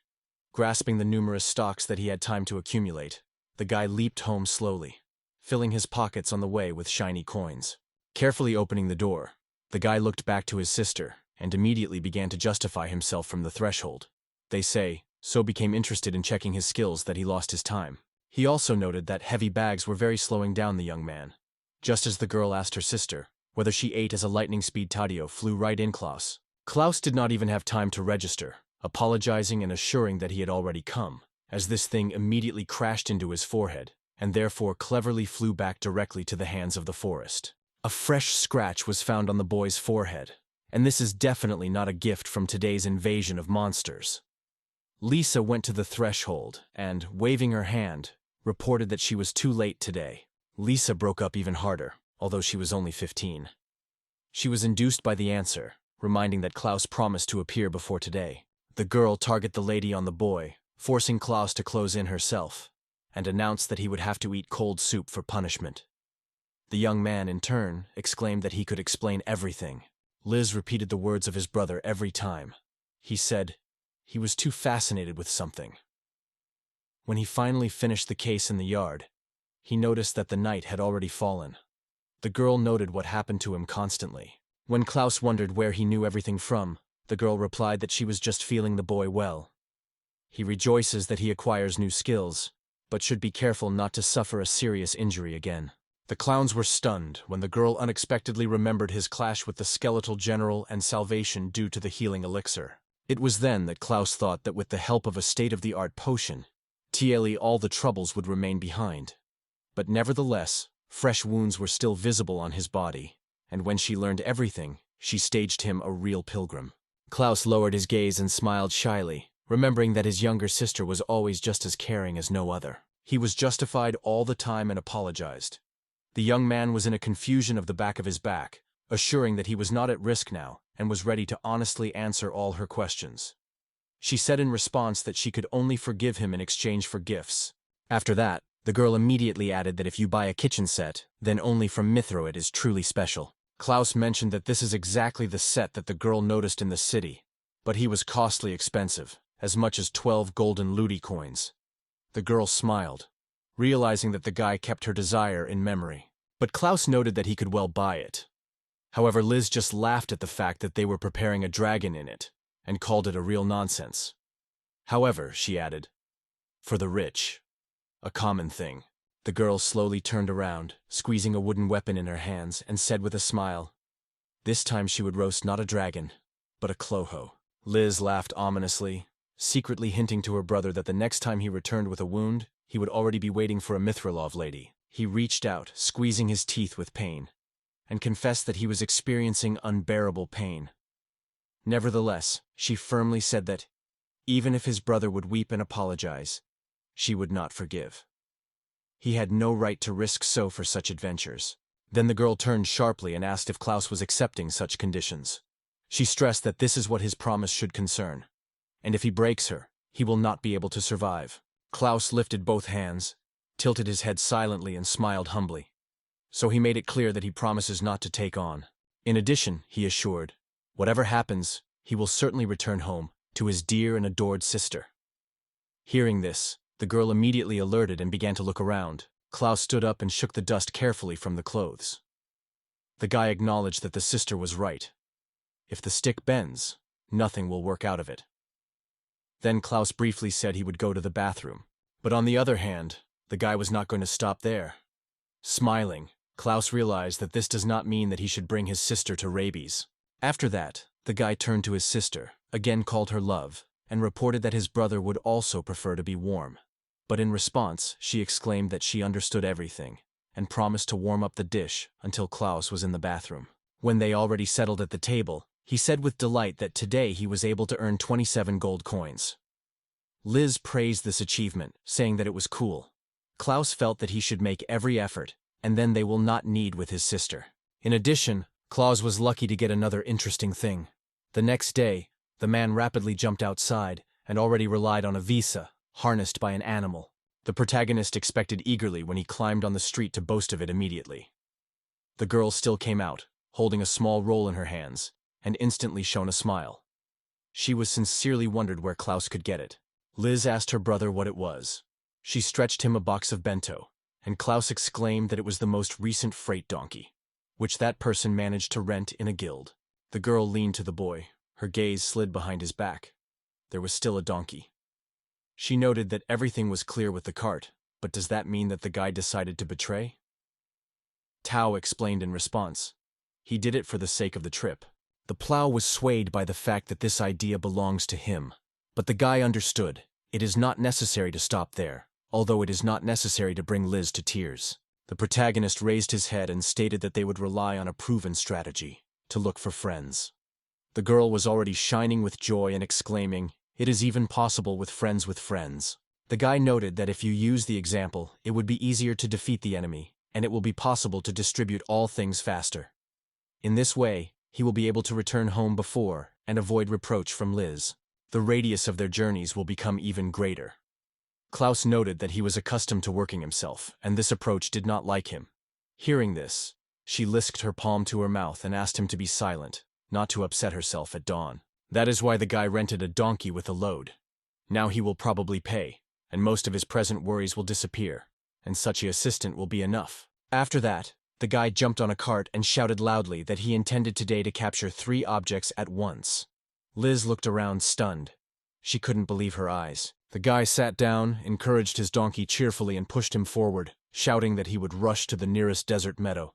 Together they intend to get it. The young man was glad. The idea looked perfect and almost brilliant. Liz remained in place and, without holding back the indignation, shouted to her brother after 3 places. It is too much, even her clear. But her brother no longer heard her cry and drove her donkey on. Meanwhile, the guild officials were looking depressed. They were quite concerned about the appearance of this strange stranger on the horizon. One of the girls smiled hard and, glancing at the girlfriend, quietly asked, "Did Klaus really take everything? All their tasks without exception?" Senpai confirmed that this is really the case.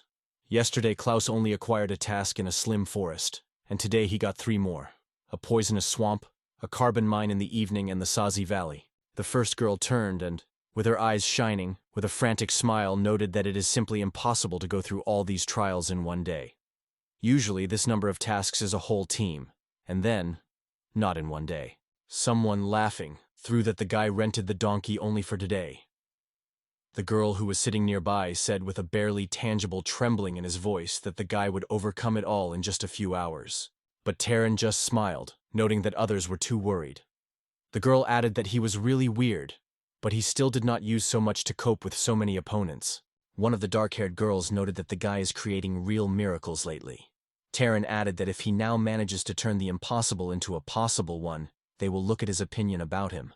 After that, Taran smiled even more sinister and stated that then they would have to act, even if the boy had to deal with great trouble. Suddenly, one of the girls exclaimed something about the box office. At this point, there was an adventurer nearby in a pink hood. Accidentally hearing the girl's conversation about Klaus, she was noticeably worried. The girl could not believe her own ears. Turning in a semi-wind, Squeezing his weapon firmly in her hand, she was quietly wondered if Klaus was really one. At this moment, the guild raged with a glamour in life, as always. Many people enjoyed gathering at the guild bar, which at the same time served as a dining room. Among the crowd, rumors about mysterious clouds have already spread. 3 men lived lively about how the boy managed to get Terran again. One of them was outraged that he would not allow anyone to touch him, while the 2 others just laughed fun, making fun of when the girl managed to become him. The girl in the pink cape settled at one of the tables, tasting a fresh vegetable salad with rice. In her head, reflections on clouds were raging. She continued to repeat that the boy was called Claus Single in the guild. This young man was able to gain great popularity, famous as an experienced adventure seeker even at the lowest level. Soon the girl stood sharply and turned to the men at the next table. She noted that their conversation looks quite interesting, after which the men were clearly lost about such unexpected behavior. One of the chunky men turned to the traveler loudly, rudely asking what it was necessary. The girl raised her hand, loudly clicked her fingers, and cheerfully ordered the bartender to pour her the same thing as their company drinks. After that, she rose, stopped the staff, gently leaning him on the table, and at the same moment the table she was sitting near suddenly began to move to the neighbors. One of the girls also asked her to tell her all the details. The girl, who, like Klaus, was just starting her journey in the adventure world, smiling and immediately greeted with new acquaintances. She introduced herself, her name was Moraine, and she admitted with interest that she would like to know more about the topic of their conversation. Most likely Maria was a stranger in these parts, because she immediately recognized Klaus as a local celebrity. The man with a beard briefly fell silent, and then exploded with laughter. Then he pulled one foot to the other, took a mug out of the table and asked with a smile whether the girl was really interesting to listen to such a weird boy. Mary was genuinely surprised when she heard that he was considered strange here. While a lively conversation was underway in the guild, the protagonist was already at a small intersection, next to which a small stop for tourist crews was located. The conductor jumped from the horse and moved to the bulletin board, at which various messages appeared from time to time.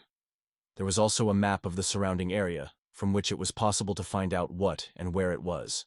Klaus shone with a smile as soon as one of the tourist vans. The protagonist also felt gratitude. It seemed to him that these vans were quite helping for newcomers, because such a convenient thing is a great simplification of the life of any beginner in travel. This would allow him to move faster to hunting lands nearby, saving both time and strength. But Klaus was well aware. Today, everything will go differently, because now he has his own means of transportation. Klaus turned to his own cargo donkey, and with a smile of advice, the guy assured that he was resting on the animal and cheering her friendly, wanting to understand. Hanako was called the rented donkey. Even after the main character, she was left to stand at the bus stop and slowly rolled water. And then, holding the muzzle upwards, the donkkeeper grunted, as if fun. After that, the donkey returned to the protagonist and spread his teeth wide, as if trying to show them. It could well go for a smile, although it is unlikely that the donkey was aware of the importance of such a gesture. Meanwhile, a stranger was watching a stranger carefully because of the tree. For the protagonist, the dark Elfian of Tili, it was already familiar with the figure. She watched him closely. The girl was indignant, deciding that the guy is standing in the middle of the street and talking to herself. Turning, she tiredly leaned against the tree trunk, sighing bitterly. She did not deserve this beginning of the day. It is too strange. Recently, the guy was thinking about productivity, and now suddenly, it was... Why was it a donkey? She still couldn't understand. The girl thought that the horse, undoubtedly, robbed a donkey several times. And the speed of running a person can be compared to the one with which the donkey pulls a cart. Tiela sighed, and again thought that the guy chose a donkey only because of cheapness. It was because of such skills that adventurers did not like adventurers, who are good to save even little things. Tiela was surprised to stare when she saw the protagonist turns to the donkey and orders Hanako to turn on the automatic movement mode. Meanwhile, the guy climbed on the cart, grabbed the whip, and began to adjust the donkey, clasping him every now and then to get on the road faster. The first stop for Klaus was poisonous swamps. The donkey rusted head forward, instantly leaving everything behind. Klaus, firmly clutching his carts, tried to stay on the cart and not fly down. Tiela ran out of the tree, stunned to the heart. She did not realize what happened because the cart with the donkey of Hanako and the clowns was almost disappeared on the distant hill. Realizing that the dark elfish was far behind, the girl rushed to a danger. shouting into the void to wait for her. The girl stopped at the first sign that warned travelers about a poisonous swamp ahead. Even in favorable weather, the road there will take 2.5 hours. While Tilo was still breaking his head, which was incredible and insanely rapidly, the donkey was driving a satellite of Klaus. The guy, meanwhile, had already launched a timer that measured the time of automatic movements. Time on the timer was steadily melting, rapidly approaching 0. At this point, the main character, with his eyes closed, was quietly waiting for the automatic movement mode. Slowly opening his eyes, the guy realized that he had got to poisonous swamps. Before him stood a plaque on which the skulls were ominously an unequivocal warning of danger. Further, the road extended, which took a few more meters in the heart of the swamps and broke up in the middle of the mire. Claude stood up, looking carefully at the fairy tale landscape with cliffs and depressions around him. The protagonist, Grind, is surprised again. Only his eye wasted, and he was already where he wanted. The plate is clearly stated, a dangerous poisoned area in front, so you need to stock up on several antidotes. This is what a small conductor gives him. Lowering his gaze, the guy noted that, judging by the shadow that the sun is rejecting below, Klaus still did not understand anything. It takes time, 1 hour and 20 minutes. Claude smiled, and pleasure did not leave his face. He still did not believe that he was able to combine transport with his own skills. This, of course, managed to get there quickly. It was one of those brilliant ideas that slept this morning. The speed of movement with the automatic control function was impressive. The young man realized this even when he first returned from the foggy forest. The road to the city on foot took a whole hour, but thanks to automatic return, it was in place in 35 minutes. Clock remembered perfectly how he once competed with the Royal Knights. Then he was very much clever to find out his own automatic mode, or all these indicative manners of that guy. The protagonist always smiled in a good way, saying that he is joy to take such challenges. The finish of this race has never changed. The young man was ahead of the opponent for almost 15 minutes and went first. In his first race, he won with a break for more than 15 minutes. Quite a boy. With a light smile, Klaus remembered how he even had time to run home. But all this turned out to be a real aper. It was this that his knights were accused of when, tired and wet from sweat, finally crossing the starting line. The same night, the protagonist reminded that it is not necessary to confuse courage with recklessness. It was also added that a person is a creature that is intended to run on their own feet. Trying to escape from the darkness, he shouted in despair, which is only an ordinary two-bow creature. If there were competitions for ordinary people, no doubt, the victory would have received him. Klaus then seemed to be his merit. He was overwhelmed by the feeling of rapid flight roofs of houses. The meeting itself was abolished. The opponent referred to a bad state of health and categorically refused repeated battle, they say. There was no forces left. But even if he felt the best, it does not change the essence of the case. Then the victory was behind Klaus. That guy occupied the first step. The knight could not be weaker than him in any circumstances. The protagonist clenched both palms into his fists and confidently stated that this time he could be absolutely certain. Although it is only about movement, but if you combine it with transport, speed will increase many times over. After reflection, Klaus decided that he would not be limited to walking. He pretended to take twice as much time with a donkey, and no problems with his skills have not yet arisen. The most important thing is that the hero realized he believes in his own strength. Even if he has recently begun to master this technique, it is natural to him. He belongs only from birth, so he has to do it. Klaus and further raised with a smile, recognizing that he has not yet understood everything right now. The young man was particularly worried that the details and subtleties of this technique still remain a mystery to him. As a result, the protagonist realized, in order to achieve knowledge and success, it is worth the risk. So he tied his backbone, though he was still screaming loudly. Tiela caught up with them and noticed how Klaus corrects the bandage on the eye of her donkey. The girl was quite impressed with such unusual ways to travel. Sleeping to the ground, the girl noticed the trail and made sure that her guess was correct. The protagonist decided to take advantage of the short way, because the traces went there. However, everything remained mysterious and incomprehensible. There were almost no trails in the swamp, so when she saw this, the girl just laughed at Klaus, calling him a fool. Was it a good moment to choose? But what did he eventually decide? Ahead of the girl noticed a wooden ladder. In the imagination, it seemed to her that the guy would climb on it, skillfully holding the trolley on a branch of a tree. The track ran nearby, and she could not understand how he had it. While Klaus traveled to poisonous swamps, the guild did not subscribe to him. Morin, who was quite interested in men, was increasingly interested in a mysterious young man. The first question of the girl was about the strangeness of the boy. She wanted to find out what his mystery was. In addition, Mariam did not hide curiosity. Whether Klaus is really locked as dangerous as they redeem? The beard again lifted the mug, laughed in a cheerful, and remembered how a few years ago, one funny story happened to him. The man told how Klaus demonstrated his abilities while competition with one of the royal knights in Berry. The girl wondered again what kind of competition was discussed, but the man explained that it was only a test of strength. Then the beard noted that, by the way, he won then. And it was a huge break, as many as 15 minutes. After all, he was opposed by the opponent in excellent physical shape, so the victory of the boy seemed like a real mystery. As the guy appeared calm and fuzzy, the girl decided that he used a short way. However, the man immediately denied. Klaus, they say, crossed the aqueduct in the northern part of the city and made a considerable hook. Maze looked at a distrust of how that guy jumped straight from the bridge down. She was convinced that such height is extremely dangerous for life. However, the man who stood side by assured, the guy really jumped, and even for a moment he did not hesitate. When an experienced traveler stated that the most interesting thing was just beginning, he was at the same moment there at the same time, and became a witness of something unusual. He noted that at the bottom of the bridge really lay some pile of garbage that the man used instead of a pillow. However, in addition to this junk, the path was blocked by the old peeling wall. The guy jumped down, turned in flight, raced through a narrow window, squeezed from above, and landed on the board that acted for him. Morin again asked the question again. The man confessed that even to him, who saw everything in his own eyes, it is difficult to understand something.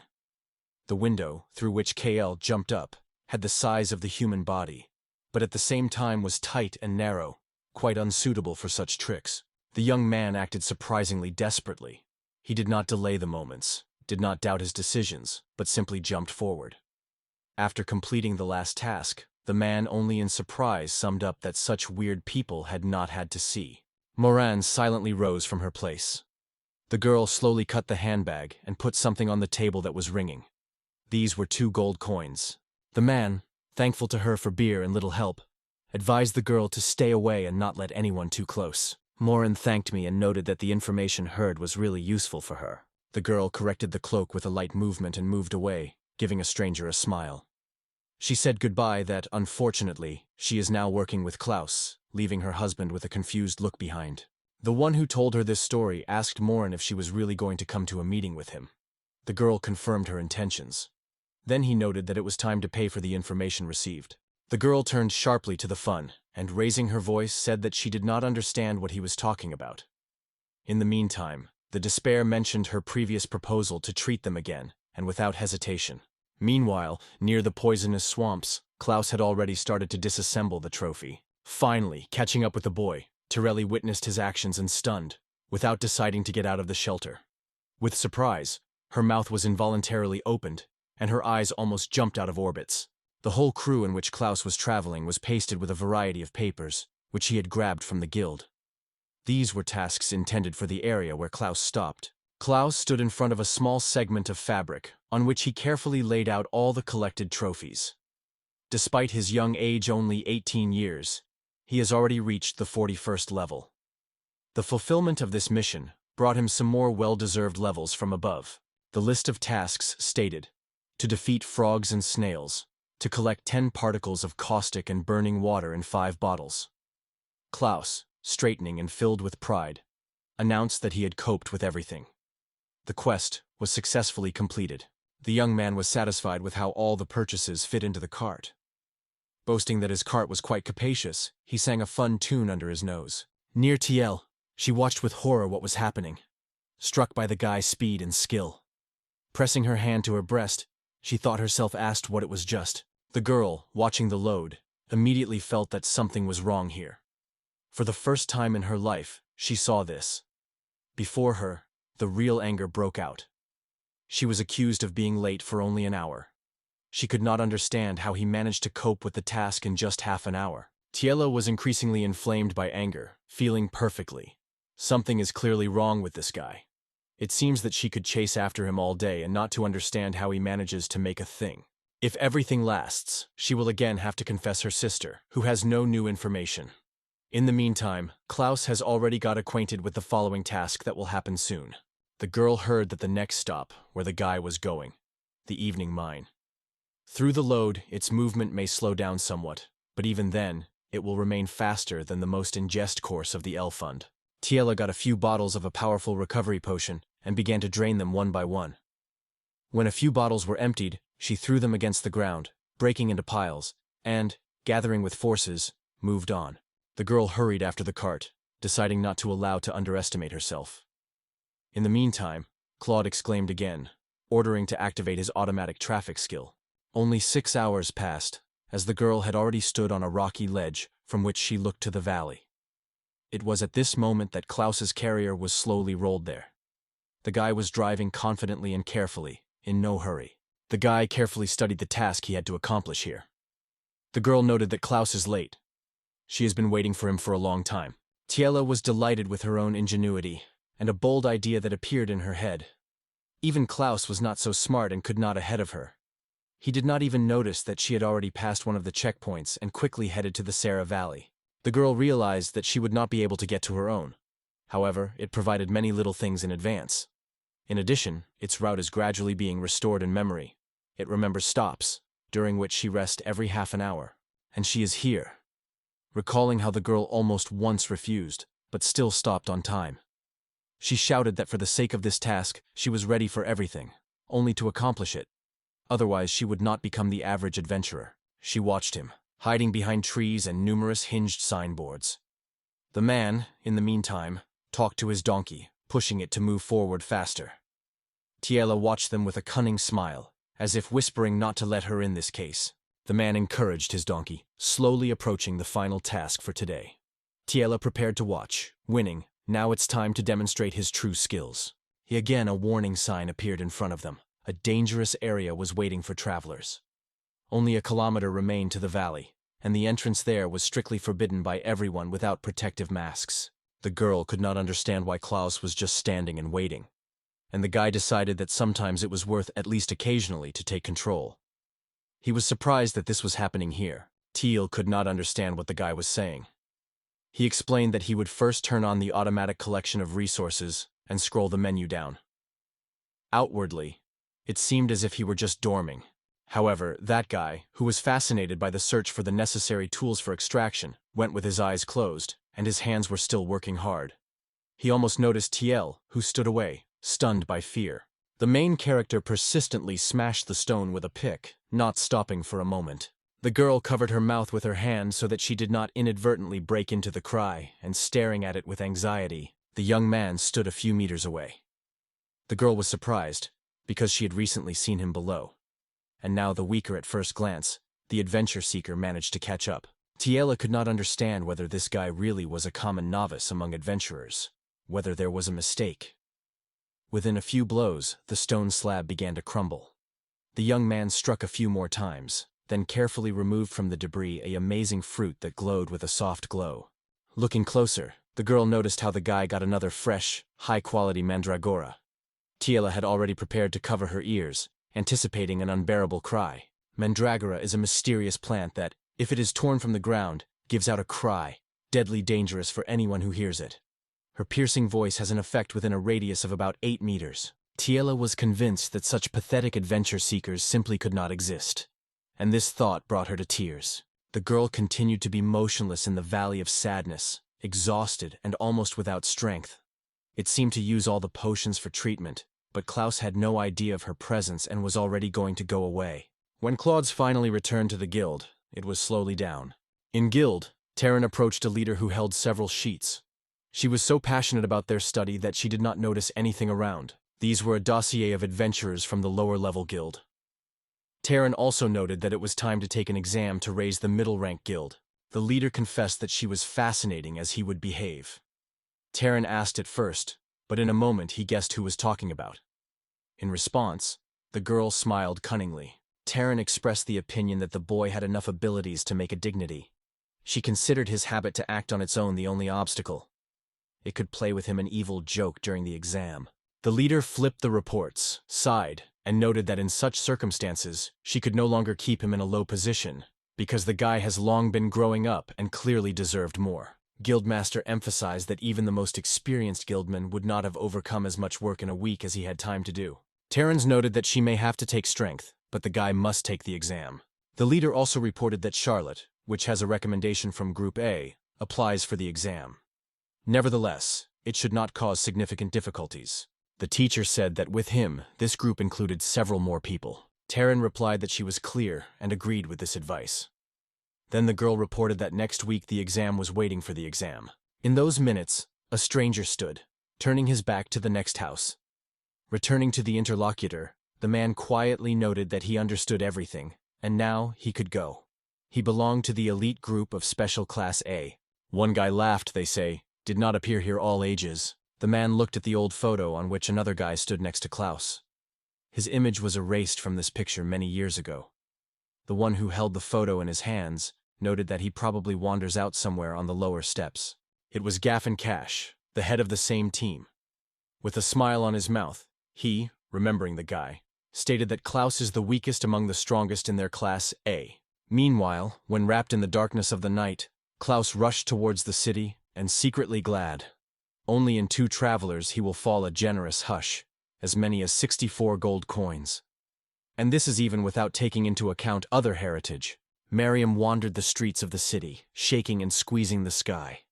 She swore to find him and pay for everything, because of him now she had no penny. Liz, the younger sister of Klaus, stayed at home. She reflected what would be comforted for lunch. This time, the girl worked on the creation of a new recipe, and her special analytical talent was useful during culinary experiments. The girl looked carefully at the small tub and, looking at, realized, in front of her sauerkraut, a real culinary treasure prepared on the sourdough.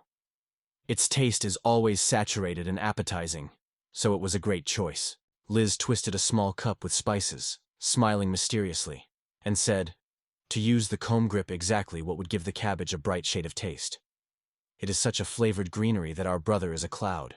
The girl waved small tweezers and sang something under her nose, and suddenly turned to her brother. She wondered whether she realized that Liz had just said. Having changed her voice a little, she answered herself, stuck in her words. The girl also added that she would have come a wonderful daughter-in-law, and the doll she called her brother made her own. The girl, imitating Klaus's voice, insisted that he should not rush to marry so much. At such a young age, it is too risky. She joked. They say, in that case, she will have to spend her entire life with her brother.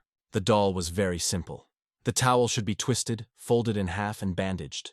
Hair and eggplant eraser is perfect in the role of hair. Suddenly, she was agitated, danced in a dance with her brother's doll, and even started talking to her. She was genuinely glad that she had such a wonderful brother as Klaus. The girl continued that her father was a knight and made friends with Klaus's father. After the death of her dad, Klaus, his father sheltered Liz in the Noldor's family. Klaus's father himself was a brave traveler who disappeared in mysterious circumstances. They said that his father had already passed. Klaus's mother could not stand a number of these blows and finally found herself in the hospital. Suddenly, the girl waved her hand and knocked the doll out of her place. At the same time, Klaus stopped at another traveler's camp. His donkey was eagerly bred water, and Klaus himself removed from the bag a pre-prepared lunch. Liz decided to unexpectedly gather the Noldor family. On the table appeared a spoon, a mug, a peppermint, and a brother, which is made of a towel and eggplant. The girl, firmly grabbing her hands, confidently announced the beginning of the meeting. As it turned out, the spoon was not just utensils, but a real vassal of the family, and also the Minister of Finance. Together with her, a button, a rice grain, and a banner ribbon joined the circle of state-owned people. Mint has become Minister of the Interior. She was added to the leaf, rice, a piece of cloth, and brooch. A special guest was a brother, or more precisely, his doll. The girl quickly seated everyone in the place and said loud, "There is a topic that should be discussed at the meeting. This is the dinner menu today." Her gaze slid carefully at all present. She settled on a chair while everyone else was sitting at the table. It seemed that all present listened carefully to each of her words and did not look out of her. Liz added that the guy undertook to accomplish 3 tasks in a row. She glanced at the audience and stressed that they perfectly understand how Klaus is now desperate. That is why she gathered all together. I'm convinced that today it is impossible to arrange a regular dinner. Now Liz is ready to hear your suggestions. The Spun, who directly fulfilled the duties of the Minister of Finance, said the voice of Liz that the financial affairs of the family were going as well as ever, and therefore the best choice would be a juicy steak. The Minister of Internal Affairs, Mr. Pepper, followed a different point of view. He is convinced that the exquisite fish dishes, skillfully cooked, will be able to satisfy the taste of Claus. All the attention was drawn to the last participant of the meeting, Klaus Dahl. The girl believed that if she filled the dish with her warmth and love, her brother would surely take it, no matter how she looks. The moment and Liz threw shame. She covered her face with his palms. It was immediately mentioned how her brother constantly admired the taste of the dishes that this girl prepares for classes. The girl believed that investing her feelings was quite natural, so it was worth dwelling on something simple. But then what to decorate everything so that the holiday is felt? Liz looked tightly in front of herself, trying to gather with thoughts. Suddenly, a voice turned to the commander who demanded immediate action. The girl looked at the empty chair opposite. She immediately recognized her favorite spoon in the pan.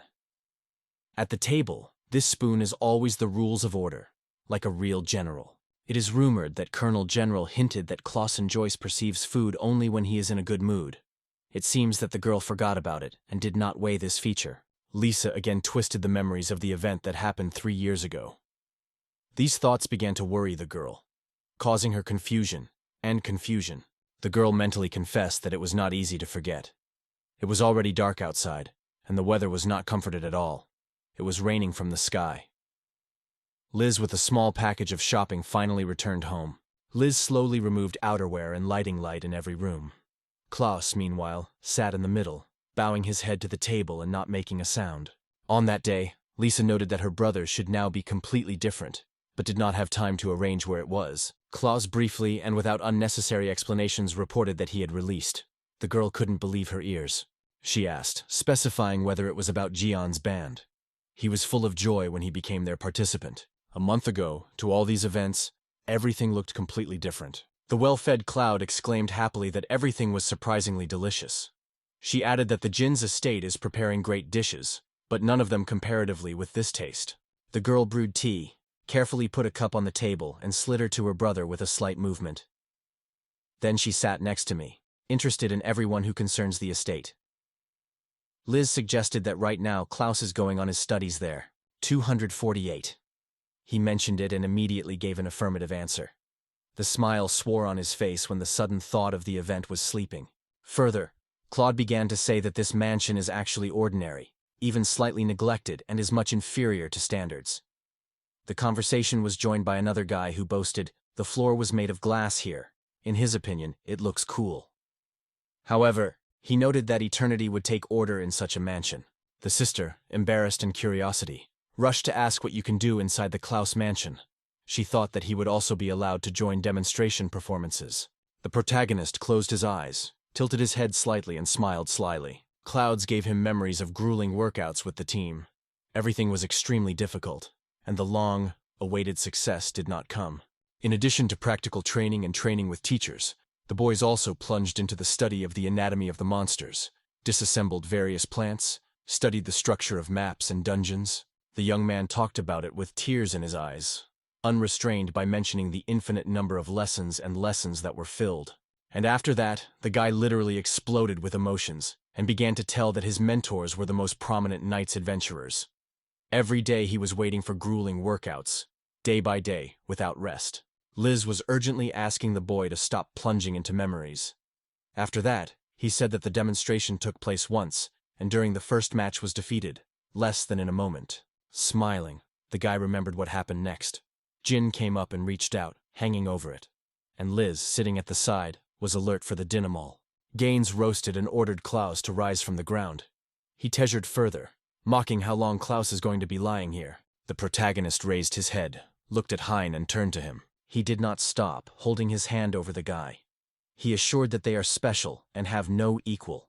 In response, Claude stood up, bowed restrained, and acknowledged that nevertheless, he was still very far from Gigi's level. The new moon noted that he was convinced in vain of his own failure. He also added that Klaus is still at the initial level, but they will soon help him rise higher. Then Garen added that the magic stones here are more than enough for this guy to go back to his feet, straightening his wings and boldly flew up, like a bird seeking to reach heaven. On that day, Klaus looked at his friend with delight. Gin, pointing to himself, decisively stated that their time had come. It is time to regain this country that belongs to them. The target finally smiled, fascinated by sincere words of support. The young man reached out to Jisen, helping him to get up, and did not stop cheering with him in a warm voice. Her face was overshadowed, and her gaze slid down. She was barely audible that she was just like her brother before all this happened in Gale's estate. All decisive events unfolded only 20 days after Klaus had a special union. Autumn brought with it gloomy, raw days, and every morning the weather caused only annoyance. Liz sat in a chair, plunging into the embroidery of small portraits. Suddenly, the door thundered behind her back, and Klaus's voice came in the room. He had just returned home. The sister, glowing with joy, rushed to meet him, and on the doorstep stood Klaus with clear traces of beating on his face. He, however, smiled and was awakened by the nape of the head. She immediately wondered what happened to the boy's cheek. Klaus just laughed and assured that he was simply jumping and falling. Liz grabbed the scissors and, as if instead of a magnifying glass, brought them straight to her brother. The sister instantly got all the necessary medicines that could help, and then began to ask her brother further. She immediately realized that he was hiding something. Her insightful look could not be deceived. The girl suddenly screamed, not taking the scissors and further, threatening pointing them.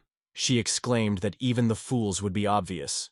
In all this there is a human hand, or rather it is not even a hand, but a real fist. Hearing this, Klaus began to deny.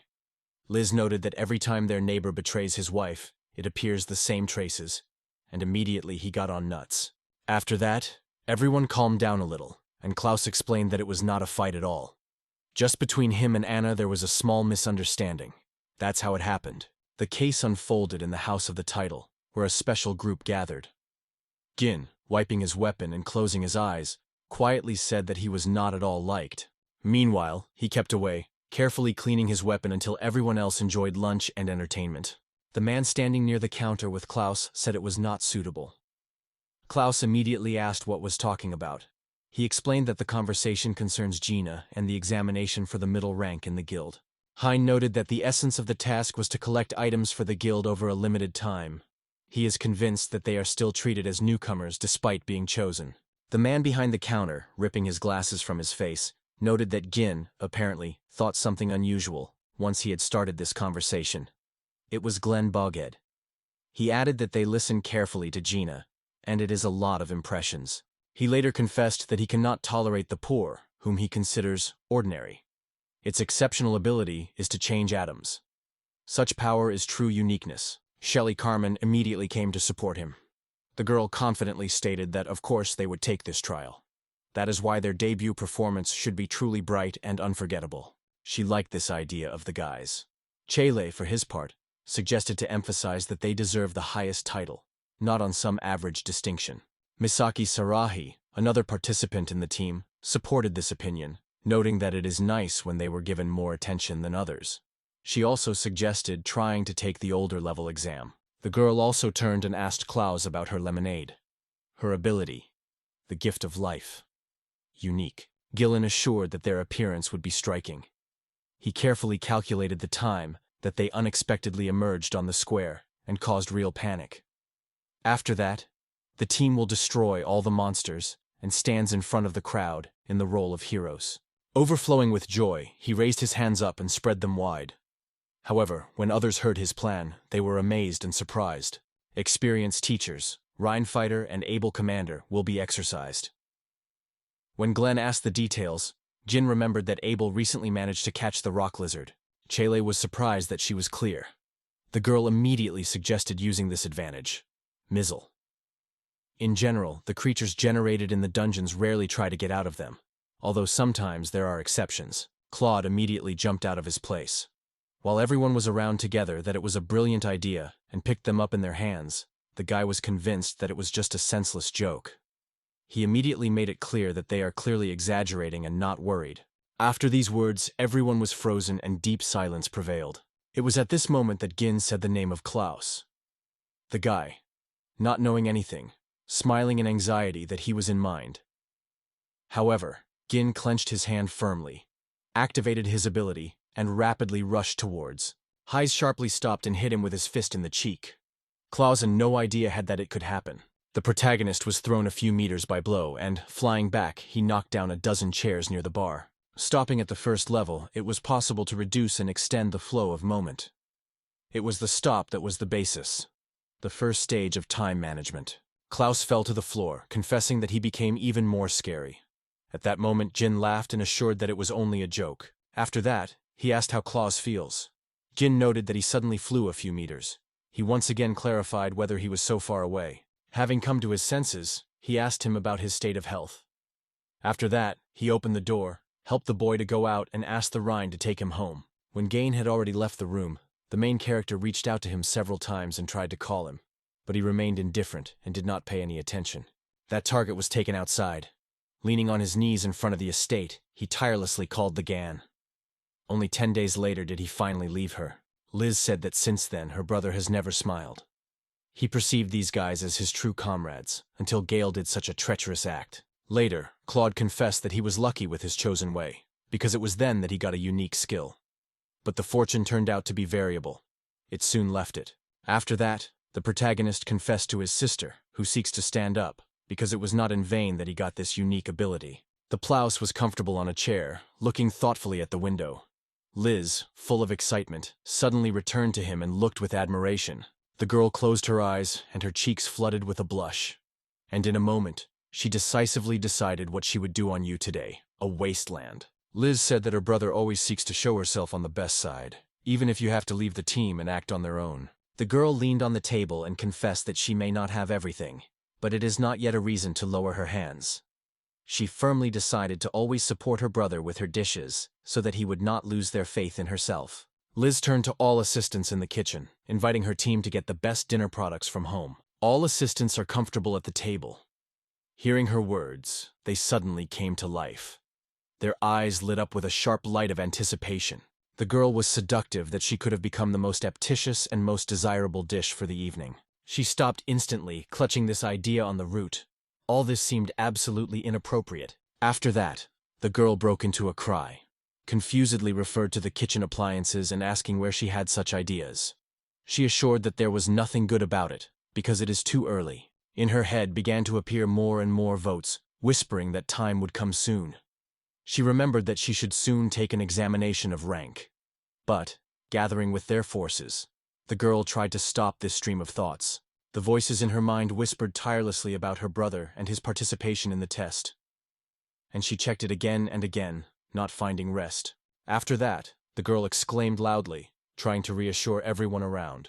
She insisted that it was not the case, though she really adored her older brother, and the culinary competition between them continued. Soon, Gaines' estate tied up such a conversation. After falling outside, Glenn came across the leader of his group. He immediately told him that the clause was announced at the clause's assembly. Gaines smiled and noted that he had already heard about it. He also added that Klaus managed to obtain support and recommendation from the guild. Subsequently, Gin smiled, noting that he immediately remembered that boring exam. Glenn laughed and added that everything was then rescued by Klaus's failure.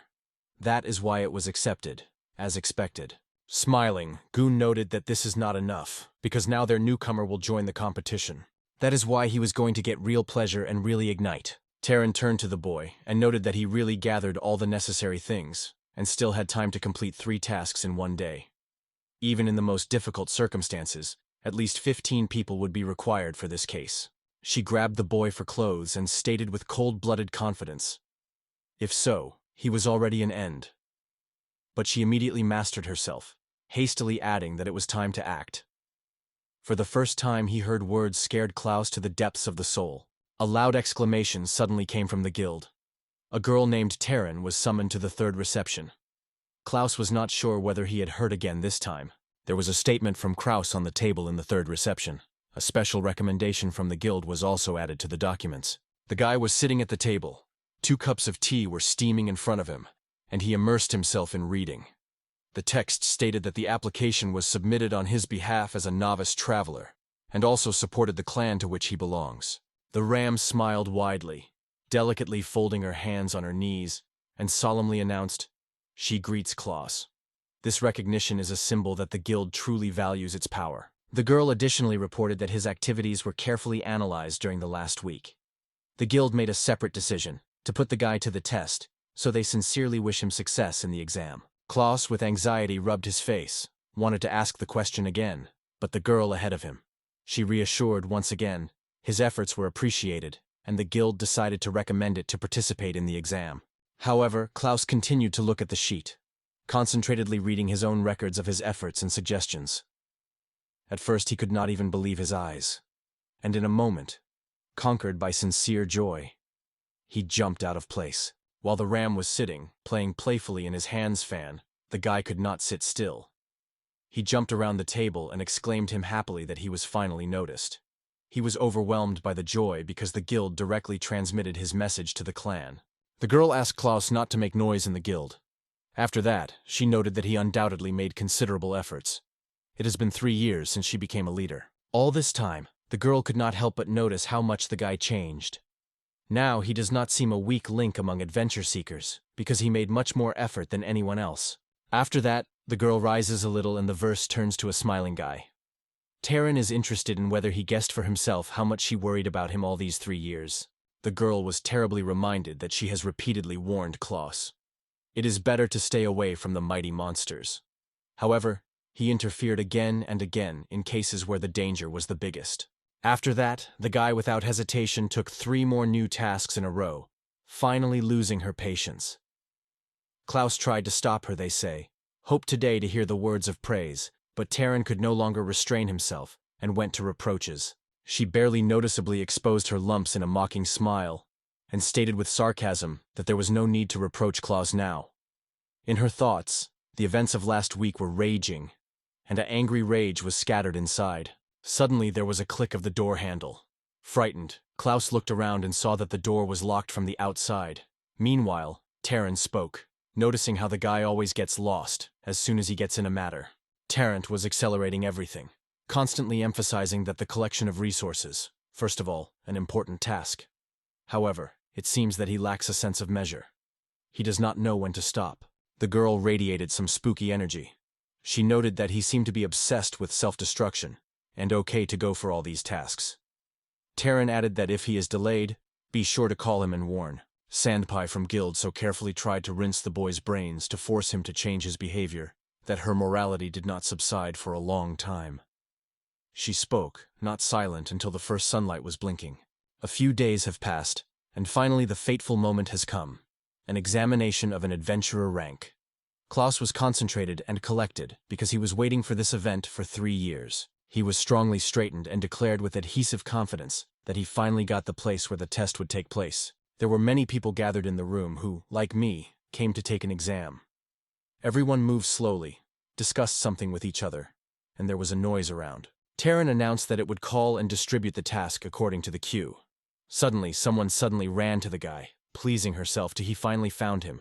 An unfamiliar female voice replied, "And he is truly lonely?" The girl added that the guy, and it is visible to the naked eye, he should be surprised because she knows him. The answer lay on the surface. The girl opened her face and confessed that she also felt lonely. Her smile blossomed even brighter when she finally called.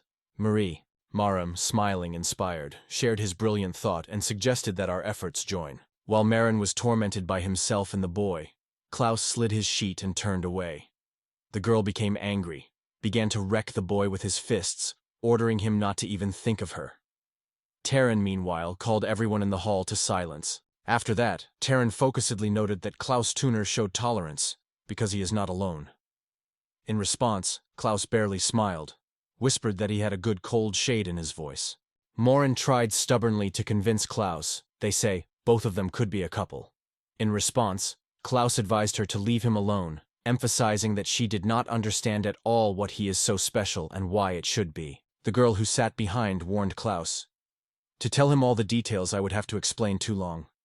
But instead, she was able to put the essence in a single word: intuition.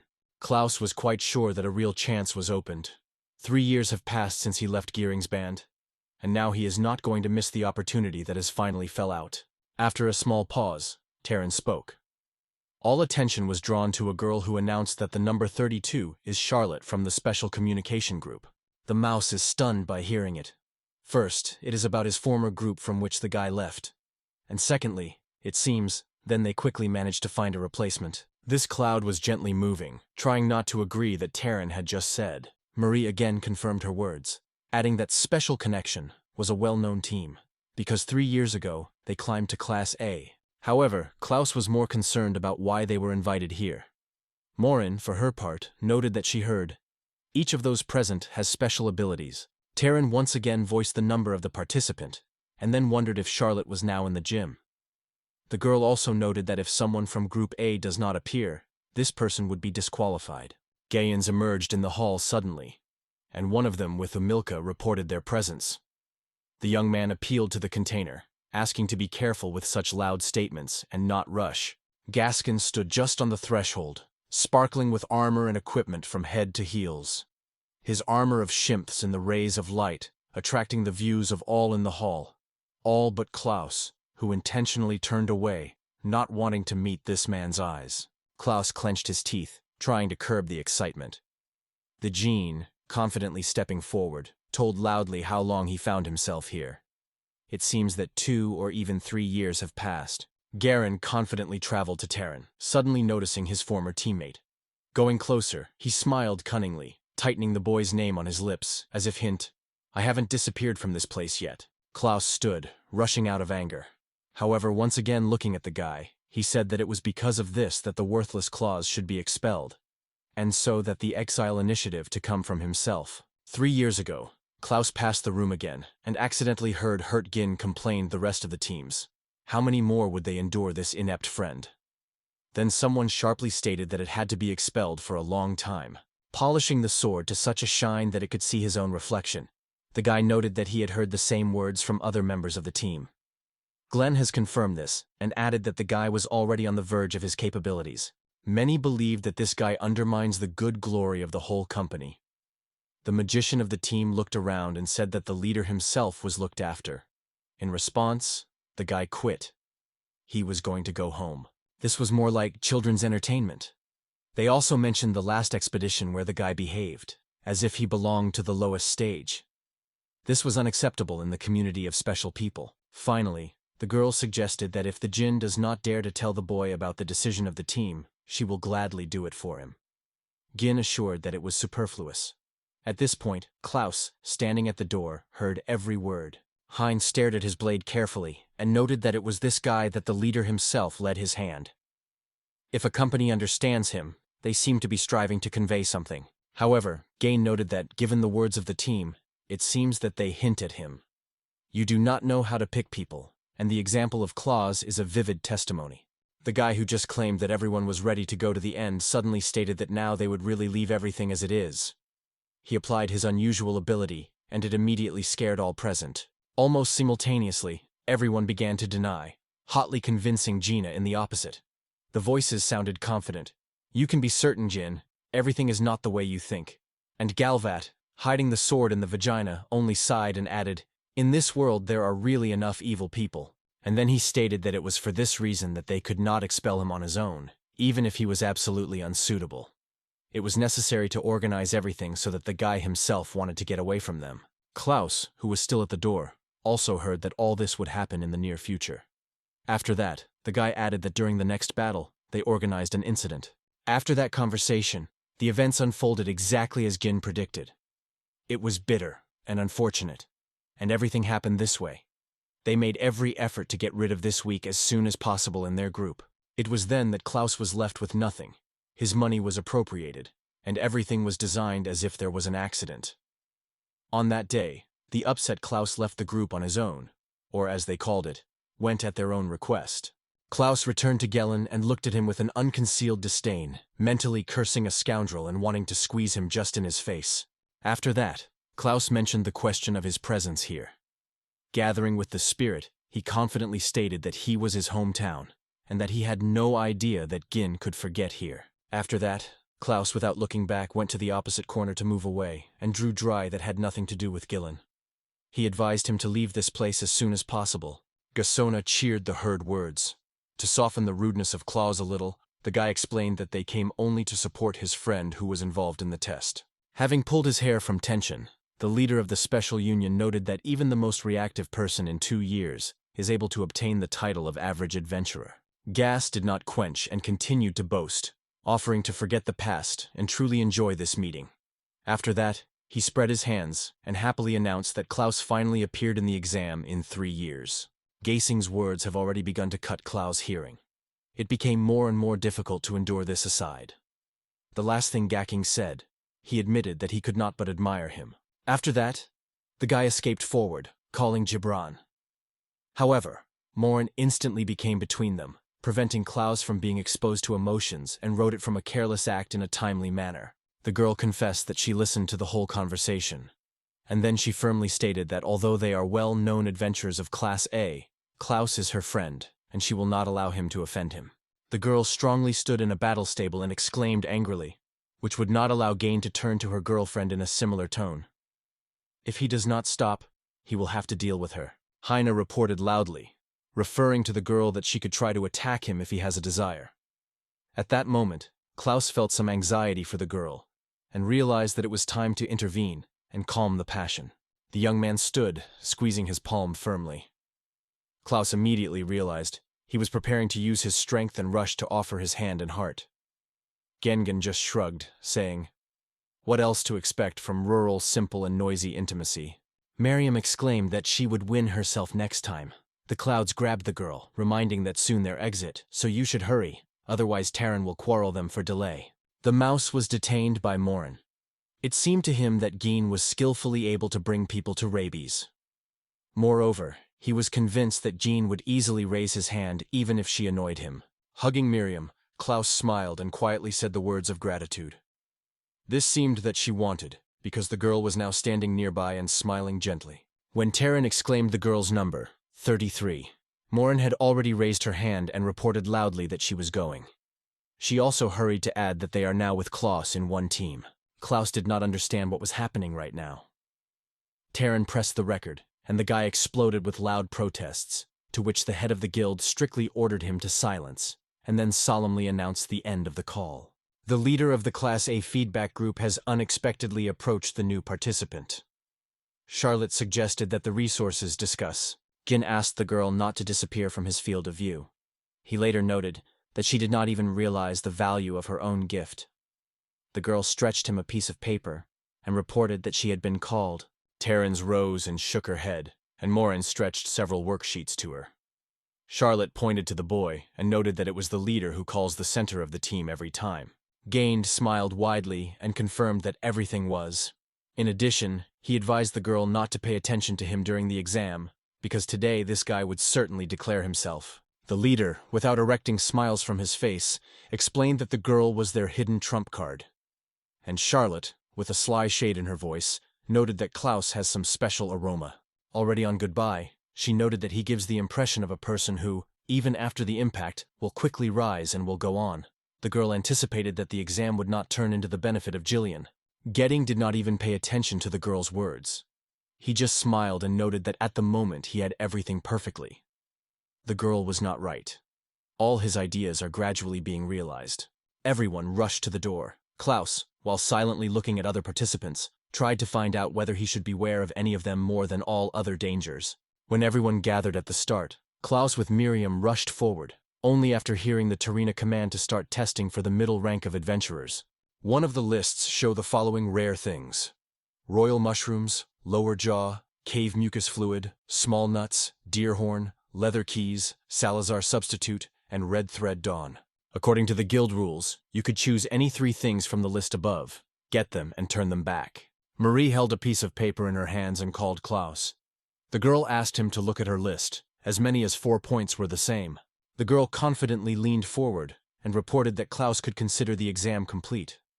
She had all the necessary trophies, a corresponding deer horn, a strand of red dawn, and a jaw. Klaus held his cart firmly, annoyed. The girl was not silent, telling it that it was impossible to relax in such a fuss.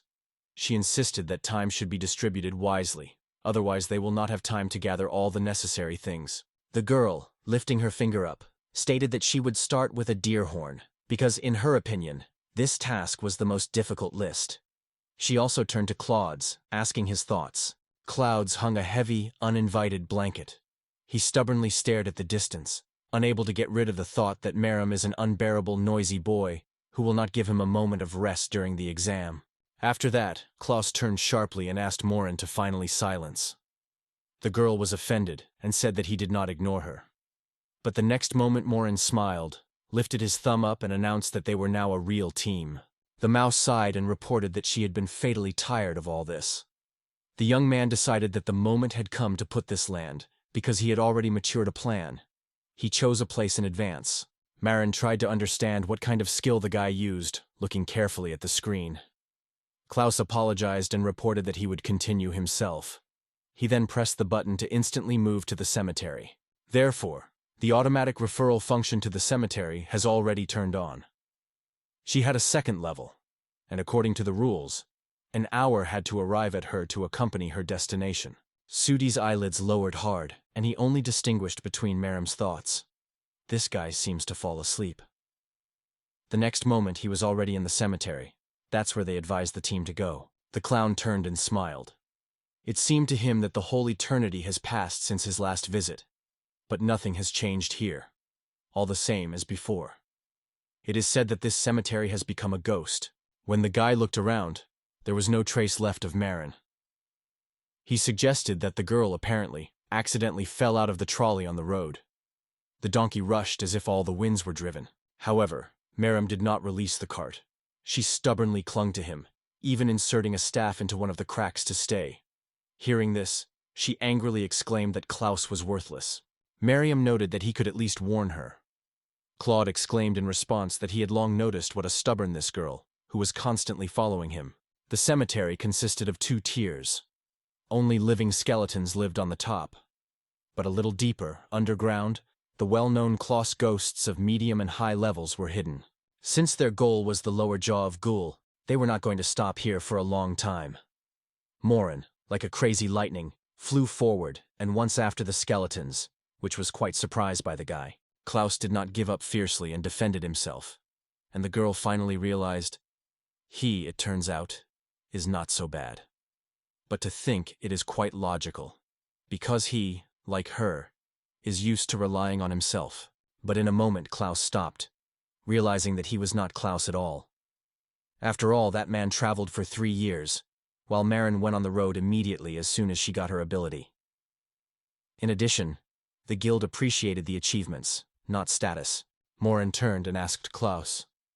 He assured that everything was fine, but the girl immediately noticed how she impressed the boy with her abilities. Claude suggested that it could be the ability to read thoughts. He asked where the girl came from, but according to Marim, it was so clear, because everyone to whom it joined had the same facial expressions. The girl confessed that she felt a sudden rise in Klaus. The guy was convinced that everything is the opposite. But the situation was much more complicated, because Morin was a witch. Suddenly, a whole army of skeletons appeared in front of them, blocking the way. Claude stopped the course, alertly staring at the crowd of creatures, but Miriam did not even think to stop. She rushed forward. The girl began to charge her staff and said with excitement, "That's what she was missing. She is ready to demonstrate her true power, so let him finally see what she is capable of." Her face was determined, and she confidently stated that she would now deal with all the skeletons. So, when Moran was preparing to show her strength, the girl charged the staff and immediately began to stream the energy, which was directed directly at Klaus. The tree that stood at a distance from the guy suddenly broke up a deafening crack. The explosion instantly turned his trunk into pursuits. In a moment, the trunk swayed and began to fall down hard. It is good that the tree did not collapse simply on the guys. The trunk glowed on a small building of the cellar standing in the middle of the cemetery. A crowd of skeletons stopped, blocking the passage with a dense wall. With a roar, the tree fell on a small temple, carrying with a frantic speed. A powerful crack came, and the building gradually began to crumble, buried under the wreckage of monsters standing below. Finally, part of the building collapsed directly on the skeletons, again pressing them into the same land from which they just got out. Merim reduced the pace sharply and, hiding behind a thick cloud of dust flying to meet them, quickly sought shelter. There was no monster on their way. However, fragments were lying everywhere.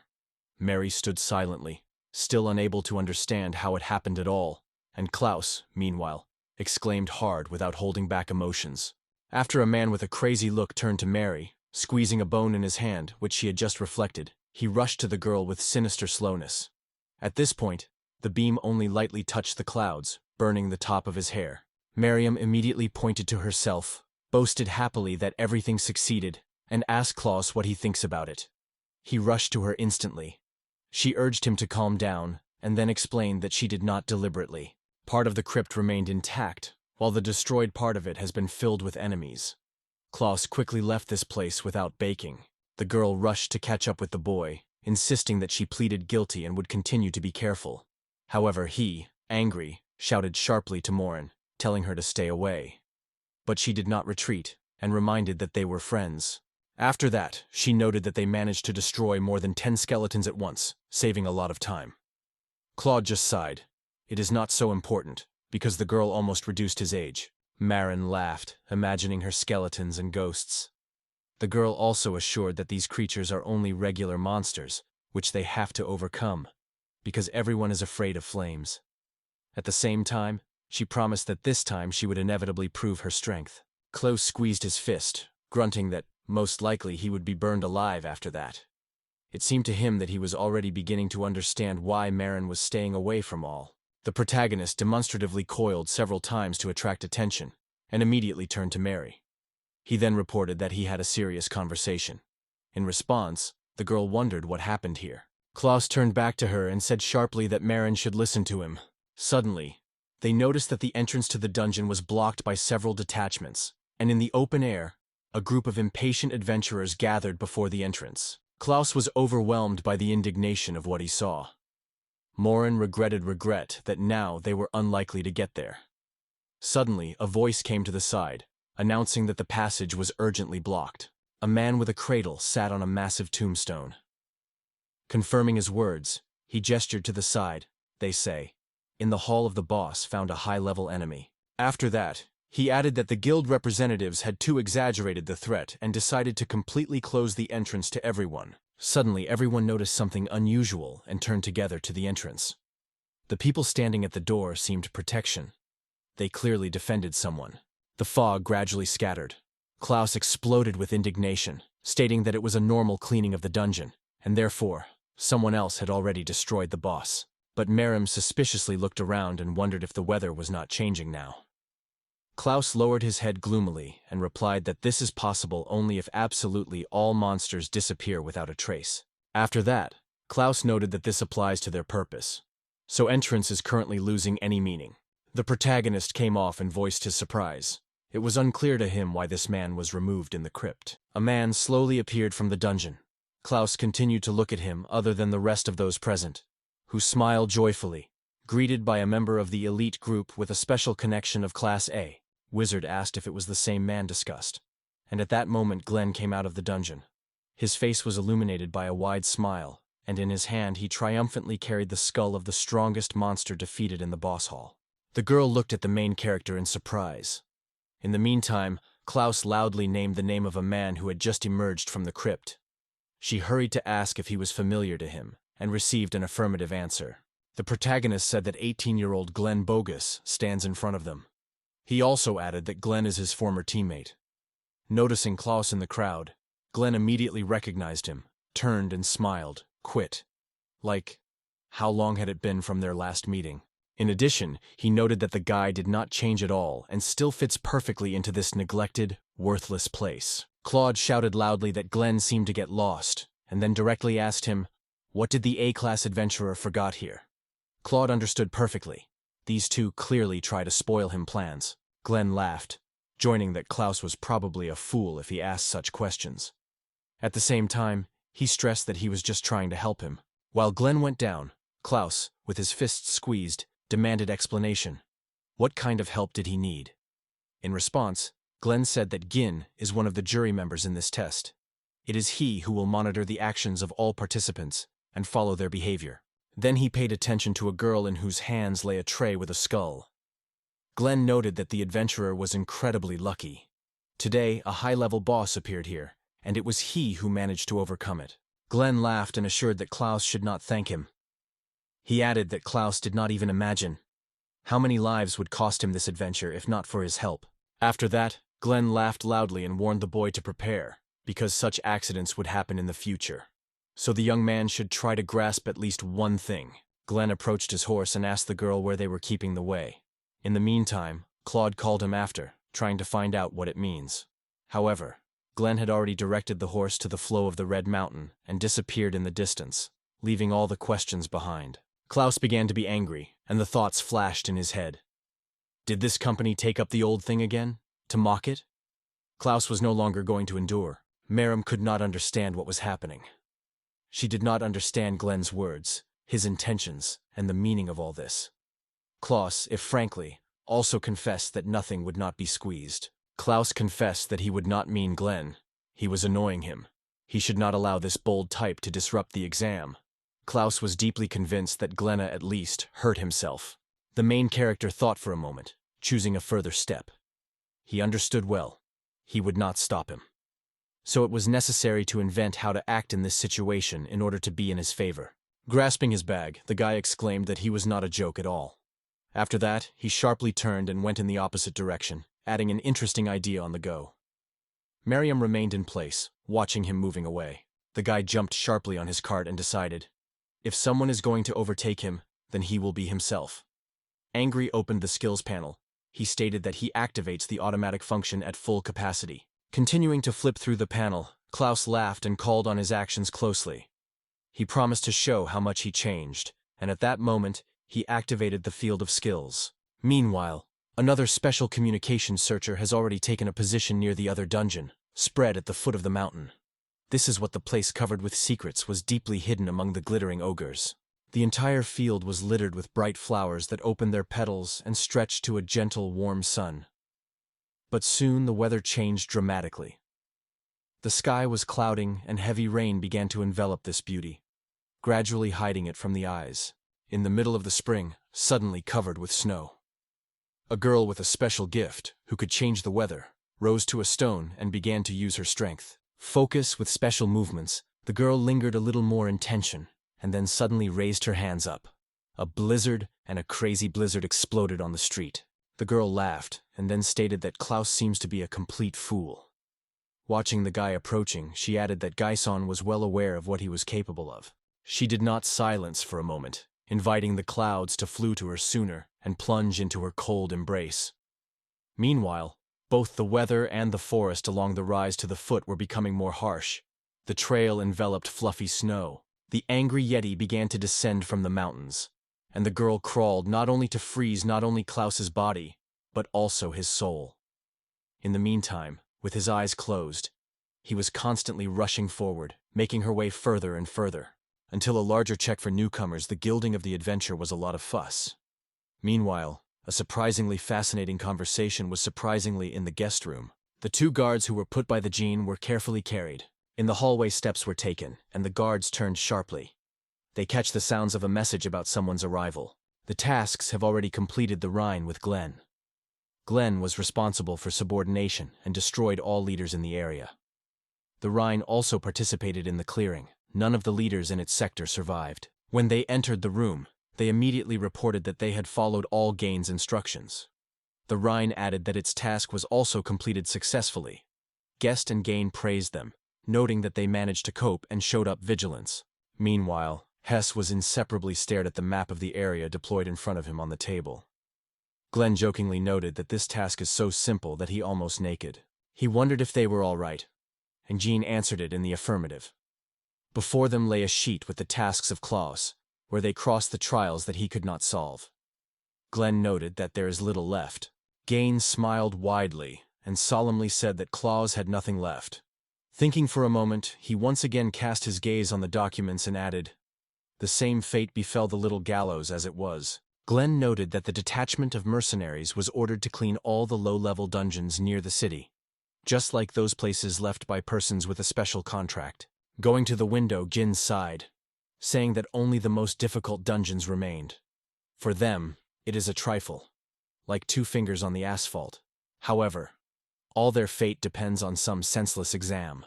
After that, Gelton again spread his hands and solemnly said that they should not allow their little friend to pass this exam. This is what they now seek.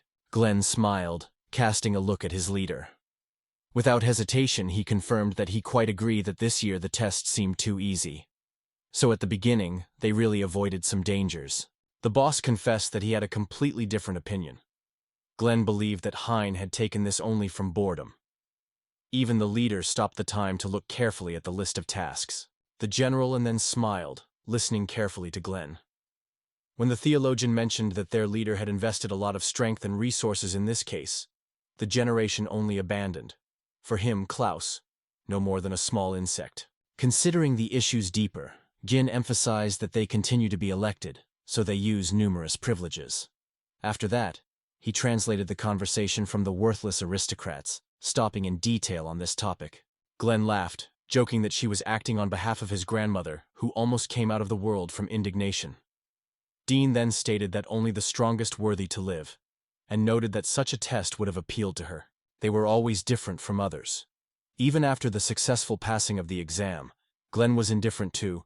He was not interested in the fate of guildmistress. What would happen to her, even if she dies? It is neither warm or cold for him. Therefore, Glenn raised his finger, importantly sank on a soft chair and proclaimed with a serious look that only their brilliant girl could survive, and, except, that pathetic loser Klaus Nordahl. The boss also noted that he had received fresh news. He became aware that the class was now following the north. That's how the one who follows them. So, you can try again to find out about the direction. The Rhine intervened in a conversation, hiding her hands behind her back. The girl suggested that Klaus is now heading to the mountains that rise near the eastern clouds. The Cher confirmed that this is true. It is the most remote from the dungeons available to beginners, where you can only reach in a day. He also noted that their researchers still failed to get there. However, the smile was in no hurry to disappear from the face of the leader. Hein argued that these fools were not destined to succeed, because nature itself became their enemy. Someone who conquers the weather appeared here. While the members of the Special Connection were vigorously discussing their dark affairs against the Klaus group, Klaus himself at this time was fighting a fierce battle among the snow-covered mountains. His team was attacked by aggressive snow creatures, and a real battle raged on these cold spaces. They gathered a lot, and now it was for the better that Klaus did not travel himself. Hardly noticeable screech came to their ears, and clutching his back to his back, Klaus with Mare was tense, prepared for the attack. Suddenly the monsters fell into panic and rushed to flee. Klaus from Marine remained in place, stunning, watching the monkeys scatter anyone. Snow monkeys belonged to low, earlier monsters. They appeared only in the winter, and with the onset of heat, they fell into hibernation. These creatures belonged to the mountain monsters, and when they lived in a large pack, it was extremely difficult to awaken them. Morin, raising her hand, waved his fist and shouted loudly about what was happening to nature. The girl turned to the distant mountains, turning to nature. Let him be ashamed, because now is the reassure of summer. Our Claude suddenly began to swear aloud, vigorously discussing how much the games influenced. But who managed to get it even here?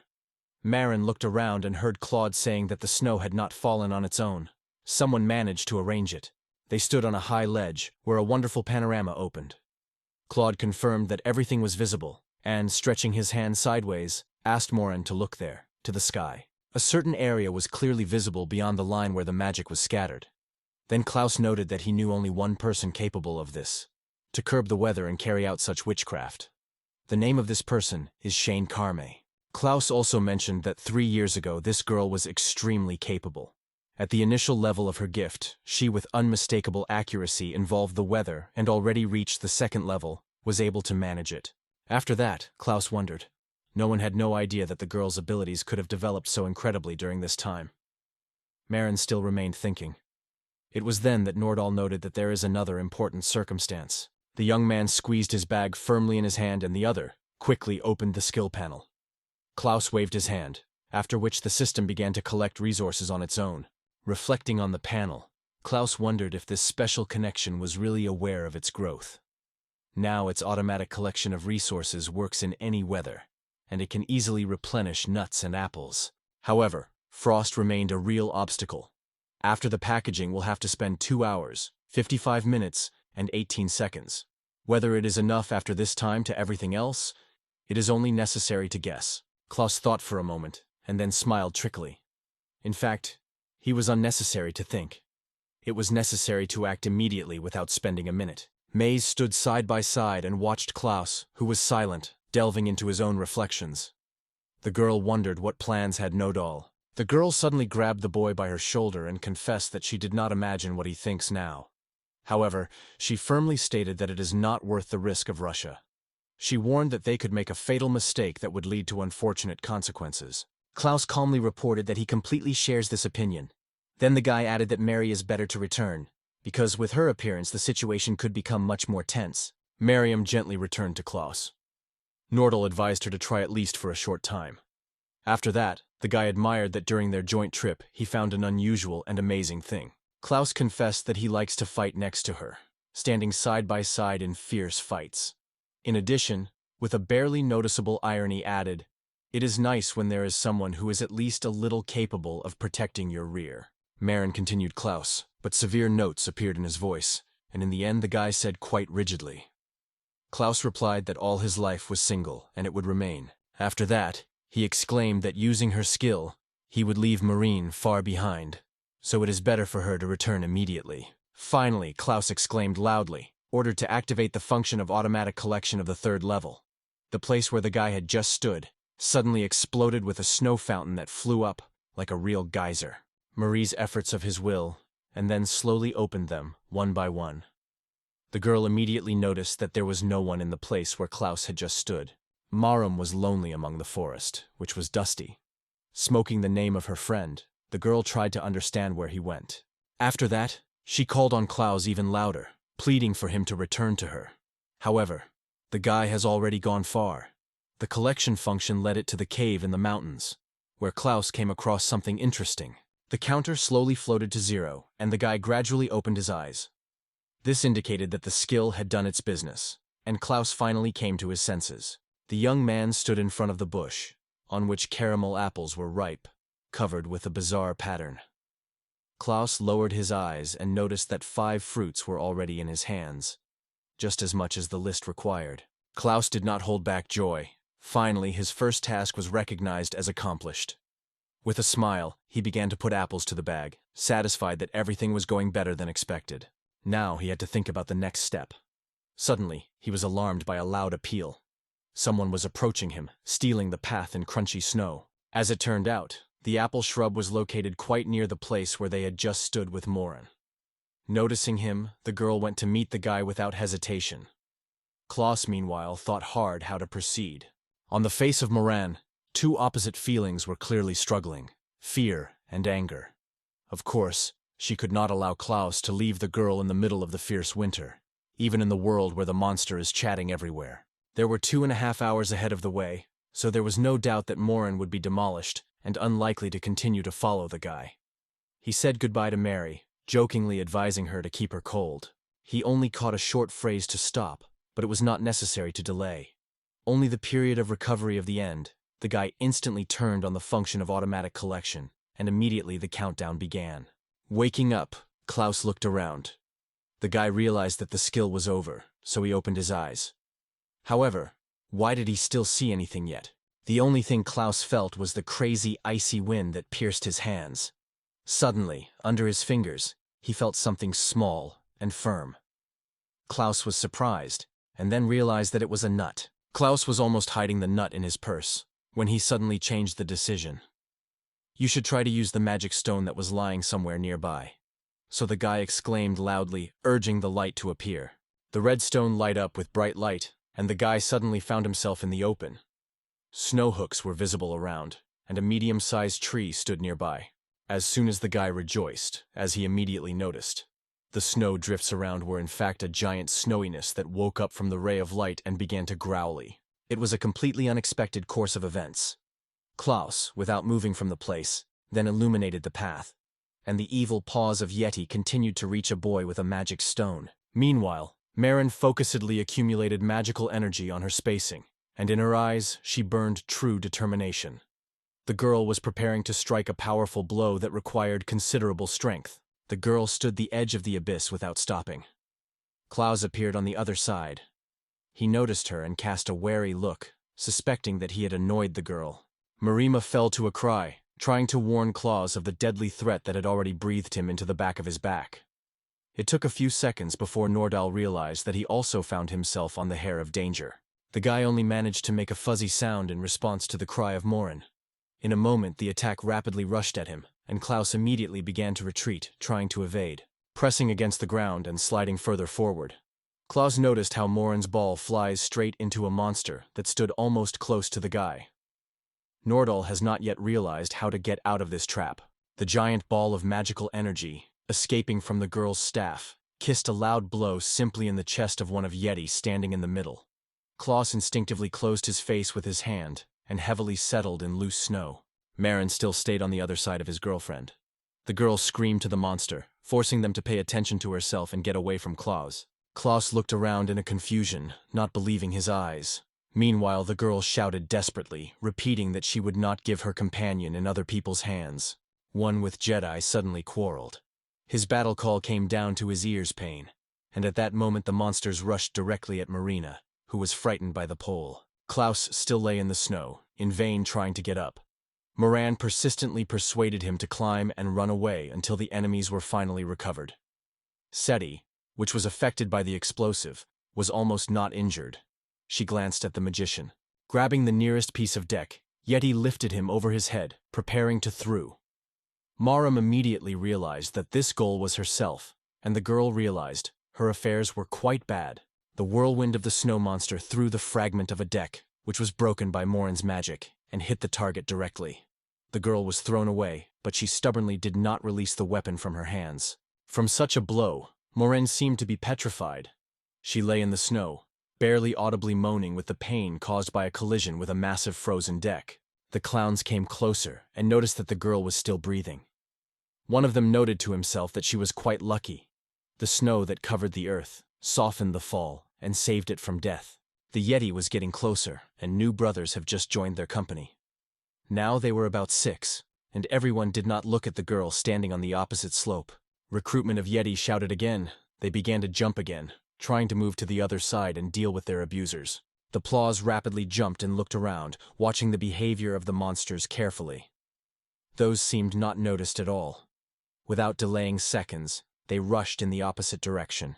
However, Klaus could not understand the reasons for this behavior. It seemed to him that everyone was deliberately persecuted by the Messroom because of her magical abilities. Pulling the sword, he decisively rushed into the attack and began to methodically break through the rows of enemies left behind. Although he struck one of them, the snow monsters did not worry about this man, and without stopping, rushed further to the city hall, which was still lying in the snowstorms. Opening the panel, the conductor immediately paid attention to 2 options: automatic fight and automatic return. Time was relentlessly floating. And if he moved from here immediately, he would still have time to do everything. Klaus was convinced that the YT creatures are much more powerful than them. He understood for sure that these monsters would literally break them into small flaps. After that, he rose from the ground and, inheriting the Yeti, cleverly jumped through the gorge, easily bypassing the monster. The young man stopped sharply in front of Marine and, turning around, cast his gaze on the monsters that surrounded the girl.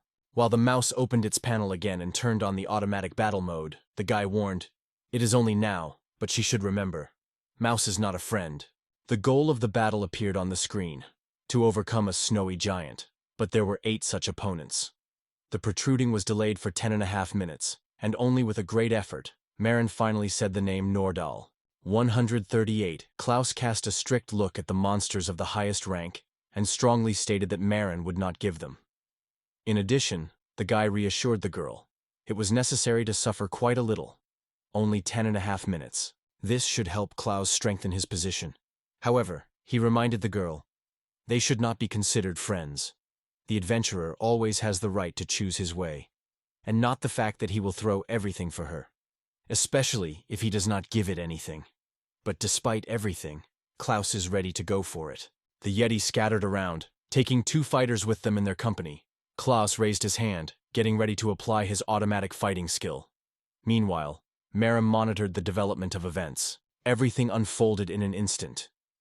Yeti breathed hard, getting ready to rush forward. However, it was at this point that Klaus gradually began to dissolve in the air. The system has just completed the analysis. His body gradually dissolved in the air, and Morin watched it in confusion, not understanding what was happening. Klaus never confessed to her of her extraordinary ability. Maren slowly rose to her feet, shouting the name of Klaus. At that moment, a strong wind was rising near Yeti, who stood in front, spreading the snow around. She called him constantly by his name, but everything remained unchanged. The Yeti was restless around her. They began to growl threateningly. For reference, icy giants were considered to be middle-level creatures that lived in the winter mountains. They liked to sleep standing, and they always woke up extremely annoyed. Many called them invisible killers of snow-covered mountain peaks. Misery, wiping tired eyes, wondered, even the most experienced adventurers run the risk of getting into the mess, because these monsters attack so that they are almost impossible to see.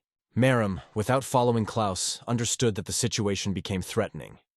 It is necessary to act immediately, otherwise the monster will invade the girl with amazing forces. Somewhere in the mountains, one company broke the camp, lit a two-giant bonfire near the tent. Meanwhile, one man, using sharp hearing, went after his mistress to give her a report. The man assured that he acted according to all the instructions of his lady. He then clearly heard Claude shouted. It was the lies chain that ordered the guy 8 giants to be placed against the guy. At that moment, the girl used all available amenities. In one hand, she kept a glass of hot drink, and the other gesture asked a little more firewood, because the room was getting colder. The man denied, they say, if he went on, their tent was about to break. The girl, laughing loudly, put her glass on a small table. After that, she stated that she had completed her work here. Chain assured that there was no doubt that $8 giants would perform the task. The girl emphasized that they never leave the victim to the way. Klaus also has to decide how to do them further. Opening the tent, the girl came quietly and moved in the direction of the guild. She was well aware that her knowledge would be an invaluable contribution to the future greatness of guilds. But despite all, she remained unclear what the obstacle from Klaus was. But honestly, Klaus did not like it at all. Ever since they first played in the band, his behavior and relationships with others began to worry. Having made a short stop, Shirin moved on, laughing fun and confessing that even a little envy the attention with which Galeen treats Nordala. This, according to her, was one of the reasons why Nordal does not deserve life. Her lips were barely trembling with a piercing cold, but a sinister, insidious smile did not leave Shane's face. In his thoughts, the girl said goodbye to Klaus, sincerely wishing him eternal torment in hell. Mage was still unable to recover completely, so every movement, even an attempt to get up, demanded superhuman effort and firmness. She was convinced that Klaus disappeared again after leaving her. The girl was stunned. She couldn't believe what was happening. She shouted again and again, trying to find out what happened to Klaus. In response, only the roar of the giants was heard, and with every moment the girl was increasingly covered by fear. Suddenly the guy was defeated. The first blood was spilled soon. One of the Yetis suddenly screamed, but not as fiercely and loudly as before. Now his cry was more like a whirlwind, full of pain and despair. Maren cautiously came out of the stone, stepping towards the sound. The girl noticed how the monster fell, and her glass eyes were moving in the sky. The monster was no longer breathing. The rest of the monster immediately alerted and began to look around. Without realizing where the threat comes from and who attacks, Maren squeezed the staff more, also in complete misunderstanding of what was happening. The girl found no other explanation. The giants who approached each other squeezing together died one after the other. They were exterminated by the invisible force that flashed so rapidly that it could even notice it. Suddenly, casting her gaze towards 2 monsters, the girl noticed the bare figure of her husband with his sword. His silhouette was transparent, like a ghost. The blade rose up and slightly slid over the giant's back. Maren was secretively hiding, watching the events in the field where she found herself. Her heads have thoughts.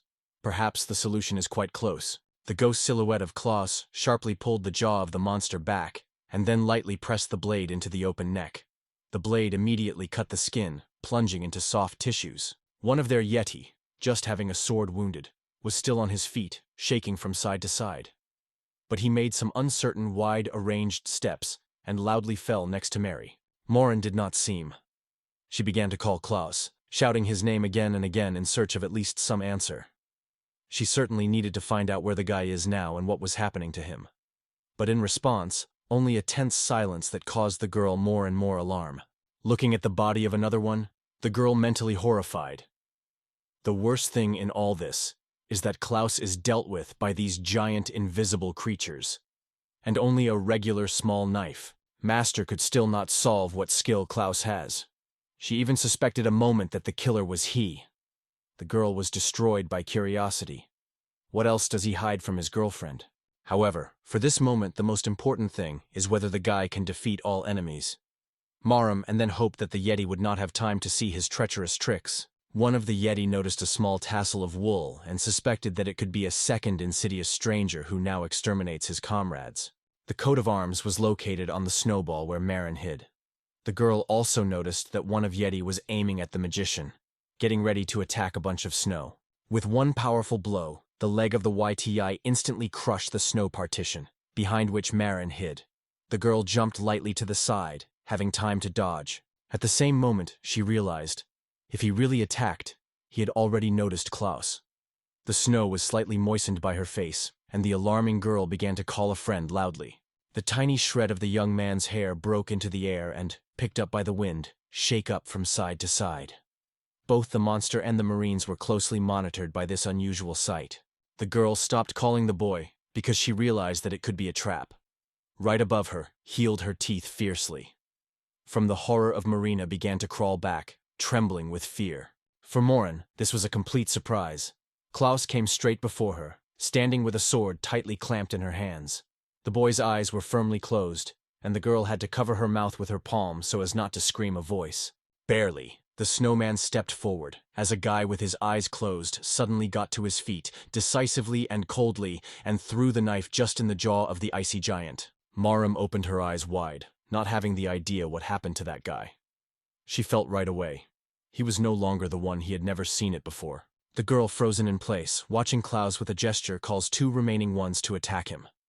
Marin then thought, sooner or later Klaus is sure to do something outstanding. In any case, her heart and intuition convinced her of it.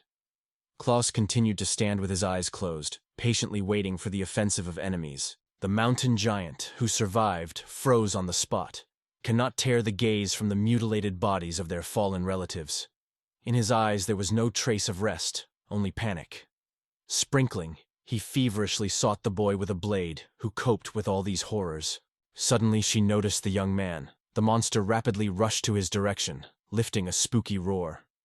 The horrible cry rolled up with mountains, forcing all the live flesh around the icy fear. The hidden under the snow, Klaus directed the blade simply to the moon-made mouth, and instantly struck him with a deadly blow. Instantly pulling his hand, Klaus remained in place until the giant IT heard in the snow right next to him. The battle ended. The counter has long been eliminated, and the black souls of evil were already erupted from the monsters, dissolving in the air by icy ghosts. Clouds were filled with powerful energy that raged immediately after increasing the level. This battle brought him some additional points. Soon the guy slowly opened his eyes. In his head, there were anxious thoughts that he got into the darkness again, where nothing was visible. When he came to his senses, Klaus was convinced that his eyes were already open, but could not understand whether everything was over and where Marim was now. The flow of thoughts did not subside. Somewhere far, the guy heard the voice that the Lord pleaded about his life. At the same time, the voice was murmured. Clouds can rest, and you do not dare fall asleep. The voice gradually died down, melted in the distance. Claude slowly opened his eyes. In his palms, something soft, looks like a nice toy. Subsequently, Klaus began to understand what was going on around. The man was sitting at the dining table, cautiously brewing in his palms of the newly baked bun. Suddenly, he climbed him in his name. The girl was a fork something in her plate, but she quickly switched to her brother. He immediately made her remark to stop. Liz immediately realized, it is better not to joke with food. For Klaus was a real shock to see Liz here. It was difficult for him to imagine that this guy was now at home with his sister. Nervously casting into the street, he noticed that small birds fussed there. Looking around, Klaus turned in the opposite direction. Therefore he spoke, starting to share the emotions that he survived during a recent clash on a snow-covered mountain. Liz asked what happened next. Klaus looked at his sister in surprise, and wondered if she remembered those 10 minutes and 28 seconds. When the guy finally struck a decisive blow, his memory began to float memories of everything that had happened to him. Voice Liz reported that he fainted afterwards. Klaus, in fact losing self-control, was hotly asking whether it really happened. Liz immediately confirmed, and another girl added that she felt herself Klaus was on the verge of her strength. After that, Liz began to describe the details that then came into the eye. The face is calm, and the body is icy and breathless. Hearing this, the guy jumped out of his place. Klaus involuntarily squeezed the bread stronger. The thought he was about to share seemed too tremendous. He slowly sounded, wondered in asking whether he was now in heaven. She trembled, and then assured her brother that everything was not true. She strictly warned Klaus to stop inventing nonsense, otherwise she will have to intervene. After that, she woven with a fork, which was right next to her brother, and barely holding back a smile warned, if he immediately did not quench her pranks, he would get straight to paradise. In her gaze, some strange, almost impenetrable alienation. The sudden thought that it was time to wake up suddenly flashed in Klaus's mind. He splashed his eyes and noticed that he was still squeezing something in his hand. Klaus lay, hiding under a thin blanket, and all his ammunition was already removed and put aside. Nearby was the girl, hugging him firmly in her dream. It seemed that she fell asleep in the same pose. The protagonist suddenly realized that it was not a paradise. The guy immediately pulled his hand back and, awkward, hurried to look away from a girl who had already woke up and greeted with him a good morning. Suddenly, Morin jumped sharply, feeling the close look of Klaus. She shouted sharply, ordering him to stop staring at her immediately. Klaus began to justify himself, assuring that everything happened by accident. As Morin had long tried to convince Klaus for a long time, as if she were a guy, the young man accused her of lies, pointing her finger and saying that she had cheated him. In response, Morin rolled, waved her boots lively, and called it stupid. After the piercing cry of Morin and how Klaus turned away, the young man froze in silence, staring at the empty corner. Klaus understood that the guy was completely stunned by what happened. He almost died, consciously, and saw a charming girl with an incredible figure. When he was awake, Klaus took his hands and decided that he had just seen it. Feeling slight discomfort and stiffness in the body, the guy looked at his hands and legs, and here he realized that all his limbs, as always after the care of Mary, were wrapped in bandages. The young man could not get rid of a strange tingling that was constantly in his body. He never realized the cause of this feeling, but Klaus has already started to solve ropes on his body. He barely touched his hands as he immediately shouted at acute pain. Murin stretched her palm and asked Klaus to remain calm and not to make sharp movements. Klaus immediately asked what happened to his hands. The girl replied that he had a strong frostbite both on his hands and on his feet, and he almost died. She also noted that she had saved him due to her lightning reaction. Klaus looked with cold indifference through a girl who stubbornly tried to make his claims. The guy realized that he almost died, and now he understands. His sister was quite right, warning of the extraordinary danger of the ability Klaus possessed. Clouds gradually restored everything that happened on the battlefield in memory. When she finally subsided, Klaus exhaled with relief. He thought, if it were not for her. And then he honestly admitted for himself. This girl really changed. Lifting his thumb up, as she always liked, Morin smiled widely. The satisfied girl assured that you should not worry every little thing, because friends are always ready to put a shoulder with each other. Klaus immediately grabbed his feet and hurried to dress, at the same time thank you for the help. He also promised to thank the service, but at the same time he did not forget to emphasize. Despite everything, they did not become friends. Maren began to be angry, demanding explanations why Klaus was so cruel. She persuaded him to leave this stubbornness, but he sharply interrupted her, saying that he only recently learned. Maren is a girl. Removing his already dried outfit from the poles by the campfire, Klaus rapidly approached one of the walls of their temporary shelter. There he knocked out a smooth snowplate, which he had previously cut with a knife. The young man came out, looking carefully at least the slightest tips that would help assess the situation. Meanwhile, Maureen looked out the window, watching the snowy snow slowly circling down. After that, the clown turned to the girl, confessing that he was unclear why Morin seeks to be friends with him. After all, as she could see, he is not the strongest among all adventurers. Maria laughed, noting that she had pushed her talent. Klaus asked her, and the girl immediately confessed, he has a special ability, anticipation. Helping the girl to get out of the icy tent, Klaus did not stop listening to Maren carefully. She proudly told that thanks to her skill, she never makes mistakes. The girl confessed that she meets him everywhere, wherever the clown went. However, every morning she decides whether to listen to her talent. Smiling, she added, he is not one who is easy to understand, which is why she opted for it. Marie asked what Klaus plans to do next. She reminded that she had little time. and then asked if she was going to surrender. It immediately brought the guy out of himself. Klaus threw his bag on his shoulder and stated that he had no time to wait for he to lower his hand. After that, he told Maren that they were going on. Finally, the target appeared on the horizon that the guys were looking for so long. Ghoul. Claude warned. This monster is extremely dangerous. Although he is not too smart, his strength is no worse than a demon. After that, Klaus noted that for the occurrence of a ghoul requires only two components: corpses and untreated land. Ghouls come in different types, so care should be taken when treating them. Klaus, chewing on the move, stated that they were urgently needed. After a long journey, he finally got to his sister's bone, and these flavors seemed better than all the delicacies of the world. After that, Klaus, holding the ledge, said that, of course, he had a plan. Maren was genuinely surprised, but immediately added, "In all this story there is one problem."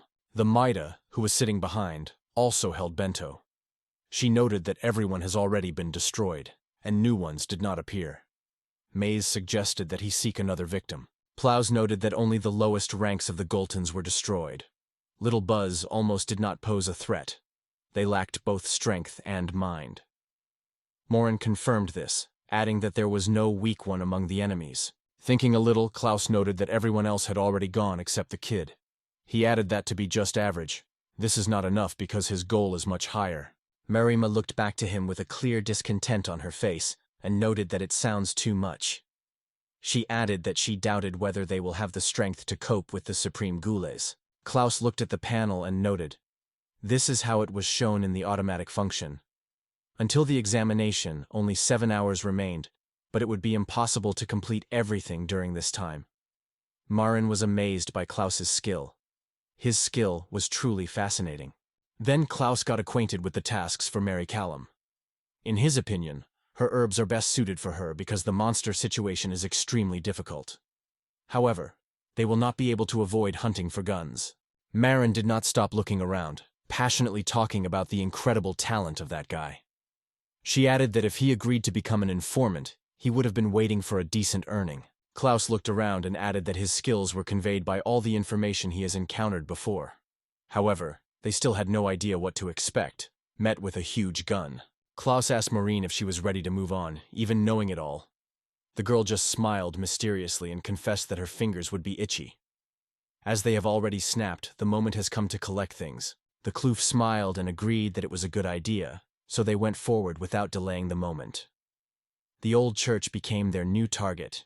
It was there, according to all assumptions, the long-awaited acquaintance with the mysterious person they so persistently sought. Having gained his gaze on the donkey, Klaus told the girl who gave the animal a special pill, due to which his speed would increase by up to 40%.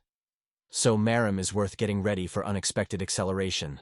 The girl laughed, confidently deciding for herself that this time they would definitely not fall, because she was completely ready for it. But she did not have time to finish her opinion, as she suddenly heard. Klaus turned on her skill. Considering that they made the donkey rush faster, they had to reach the church in just 3.5 hours. Meanwhile, the timer was steadily floating, deducting the last minutes. It passed for a while, and Klaus finally opened his eyes, smiled, and solemnly reported that they were already on the spot. Looking at the building ahead, the guy said it was an old church. Klaus thoughtfully informed that under the church, the hidden underground in which he never visited. This discovery at the same time fascinated and alarming, as the danger here became a reality. Klaus suggested that Gain's spies were likely to be reached, who had previously been inflicted intrigue against them. After that, the guy firmly stated that he was unlikely to overcome the boss. As Klaus finished his speech, he realized that there was no sound in response. The young man had already begun to look, but it was a fear of it. And suddenly it would disappear. It is only worth turning away? Hearing the quiet groaning somewhere from below, the guy lifted his great raincoat and saw Moran with all his efforts, holding on to her, holding it firmly and not releasing. In the eyes of Moran, tears shone, and in a trembling voice, the girl did not get tired of repeating that she was not afraid at all. Away nothing, trying to convince this and Klaus off. After that, she began to tell their journey by excerpts, telling how easily she was on the river. Klaus, in his skill mode, always found the shortest route. Klaus reassured the girl and reminded that time is quite enough, so we need to hurry. They paid for the entrance, 2 bronze coins from each, and moved in the middle. Klaus walked in front, holding a lamp in his hand, which they rented from the supervisors on the top floor. He was walking behind him, freely looking around. Mariam turned around, persistently convincing herself that she was not at all afraid of the dead in the crypt. However, her whole body trembled with fear she could not hide. After that, she squeezed, grabbed the staff more, and confessed aloud that for the girl such places were actually quite creepy. Klaus decided to joke from the girl. He lifted the lamp, lifted her to his head, and suddenly exclaimed, turning to her in a low, hoarse voice. Then he began to pretend that he was laughing and, as expected, Maren shouted to the whole floor. As soon as Morin quenched her passion a little, catching up with that man, she confidently went forward and took the lantern from Klaus. Then Klaus wondered how well she is oriented in this place. Maze confessed that she was a dungeon for her complete mystery. But when they went down even deeper, massive doors appeared in front of them. They seemed to be really dangerous depths. At first, Klaus gently unlocked the metal latch, through which one could see someone in front. Only the 6th floor, and, convinced of the absence of danger, Klaus announced that everything was calm. The tension among the boys was growing. Although they did not reach the place, one of them noted, even before the city emerged here, there was already a dungeon underground. And to get rid of this scourge, people have erected a church here. However, the depth of the dungeon was too large, and the construction of the church almost did not affect the situation. Miasma was constantly accumulating. Their presence was spoken only when the danger began to grow rapidly. After that, the guy noted that occasionally people were sent here. Class A adventurers clean the floors and destroy monsters when they become too dangerous. After that, Klaus annoyedly noted that recent adventurers have almost appeared here because of too low reward. But, after all, this is the church, so their assignments are perceived as a victim for the benefit of service, not as a regular job. After that, Klaus explained that it was for this reason that they were not taken. Afterwards, all the door was closed tightly, making a variety of stamps, so they made sure that the most dangerous failed to get out. The girl asked again, hearing that the most dangerous among those present. And in a moment she jumped sideways, as if she had heard something, and exclaimed, wondering that it was just. Klaus continued to step forward, saying that sometimes this monster was visited on the upper floors. And he warned, if this happens, Maren will have to run immediately. The girl did not understand what Klaus was talking about now. Maren seemed to be mocking. But Klaus assured that he was quite serious. He is going to distract, and in the meantime, Maren will be able to escape. Maren had already intended to deny, but Klaus intervened instantly, explaining that his automatic return would inevitably raise his up. It has no influence on it. Everything will happen completely mechanically, and Maren herself can just turn it back. Continuing to go forward slowly, Klaus did not even look back, but he quietly admitted that I was grateful to the girl for salvation from Yeti, so he does not want to happen to her. That is why he suggested that Maren escaped with him. The girl smiled mysteriously, promising to agree, but immediately added that Klaus was pleased. Here the girl put her palm on the boy on her shoulder and noted that he probably forgot something. Her developed feeling of anticipation instantly felt the danger. Starting slowly to circling around the guy, Marius quit the phrase that they would have a lot of time for escape. In addition, even without the help of Klaus's abilities, the girl confidently assured, he can safely trust her. The clown smiled and assured that he rests on the girl.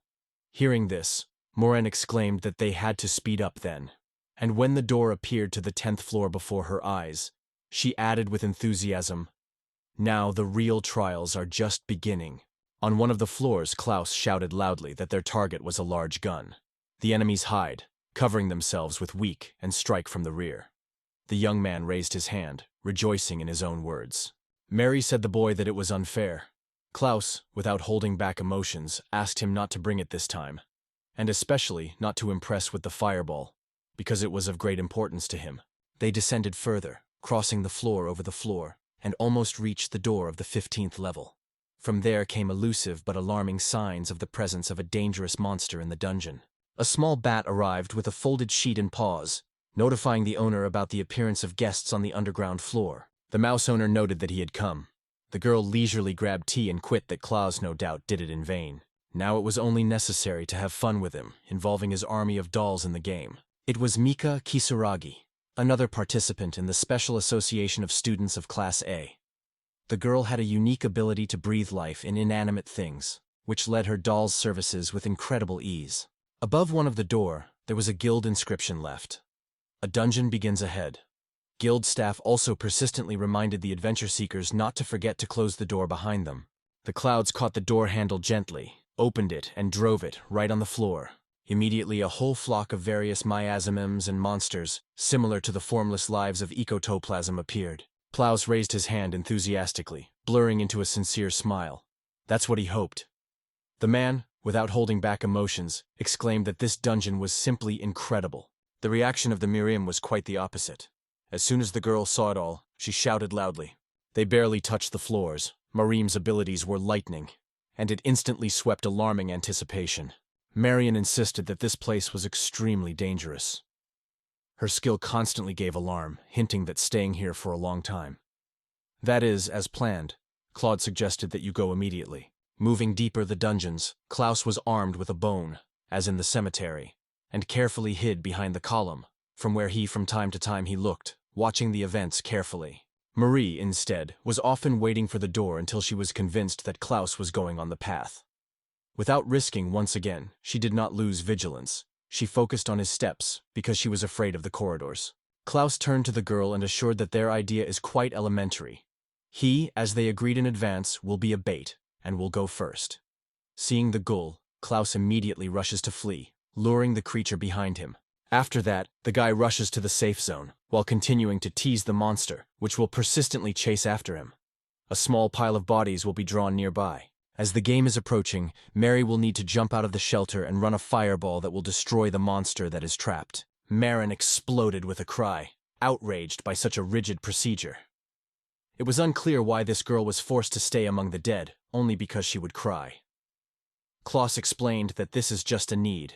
Smiling, the guy noted that it was time to stop joke and move to the real plan. Klaus immediately warned that the automatic mode has its disadvantages. He emphasized that the land of death is ahead, so they had to squeeze a maximum of this safe zone, making it a real refuge.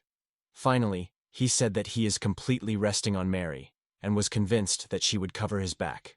Morin struck him lightly on her head and added reproachment that he would not annoy the girl if she wanted to agree.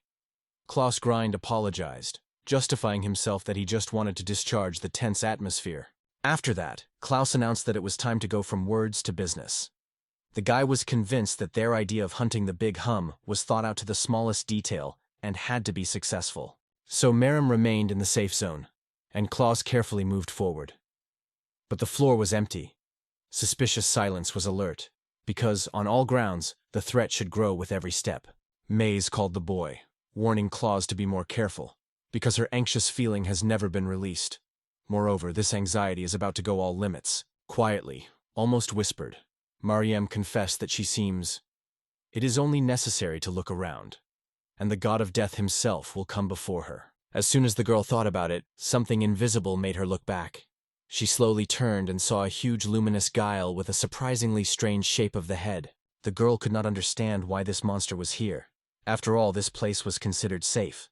Ghoulie was unable to penetrate the seal that securely guarded the door. Marin watched closely at the monster in the valley, as it suddenly rushed directly to her. The girl cried out. She lacked any ideas on how to proceed. After focusing, the girl finally realized that inaction would do the doomed to death. So Marin, filling the staff with powerful energy, directed a hot flame ball forward. The huge and massive ghoul has almost felt magic directed at him. Continuing his crazy run, he did not even stop. The magic ball just bounced sideways without causing him any harm. The girl was surprised, deciding that it was probably some kind of joking. After all, the hum was able to beat the ball at the same time, and Klaus, meanwhile, carefully handed it over. Looking around, Klaus could not get rid of the feeling of weirdness. There was no enemy around. After flashing the outskirts, he activated the ability to recognize the presence of the third level, and finally realized where the ghouls were hidden. Klaus rushed forward, and the monster, realizing that they were exposed, rushed on the offensive. The young man could not tread where the ghoulie had so developed ingenuity, because they were ambushed skillfully and patiently waited for the opportunity. The man aimed his blow to one of the guns, but his weapon at the same moment crumbled. The ghoul did not look out of the guy when smiling ironically. Klaus was stunned. He failed to strike a single scratch. No impact. As if all efforts were broken against the wall. The second bully, standing behind, waved his foot sharply, and pushed the boy to the opposite side of the corridor. Klaus, watching this, realized their level is far from average, but rather the highest of all. The young man was painfully glowing to the ground, still firmly squeezing a fragment of a broken knife. Morin instantly ran to him and, helping him to get up, asked excitedly about his well-being. Klaus twisted in pain, confessing that he just rose a little. Then he apologized to Mary and noted that he still seems to be extremely strange to him.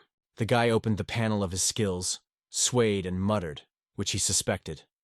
There were no guns with whom they fought here. In the end, the automatic function worked only in certain circumstances. To make everything work, the guy would have to compete with this or another monster once again. But perhaps this condition does not work if last time I failed to do any harm. It was necessary to act immediately. Klaus himself understood that he had no hidden trumps in the stock. He had to find a way out of this mess, while not leaving Mary in danger. Guli gradually surrounded two adventure seekers who were already in their tenets. Maring became even more energetic to pull the boy on himself, cheering every now and then.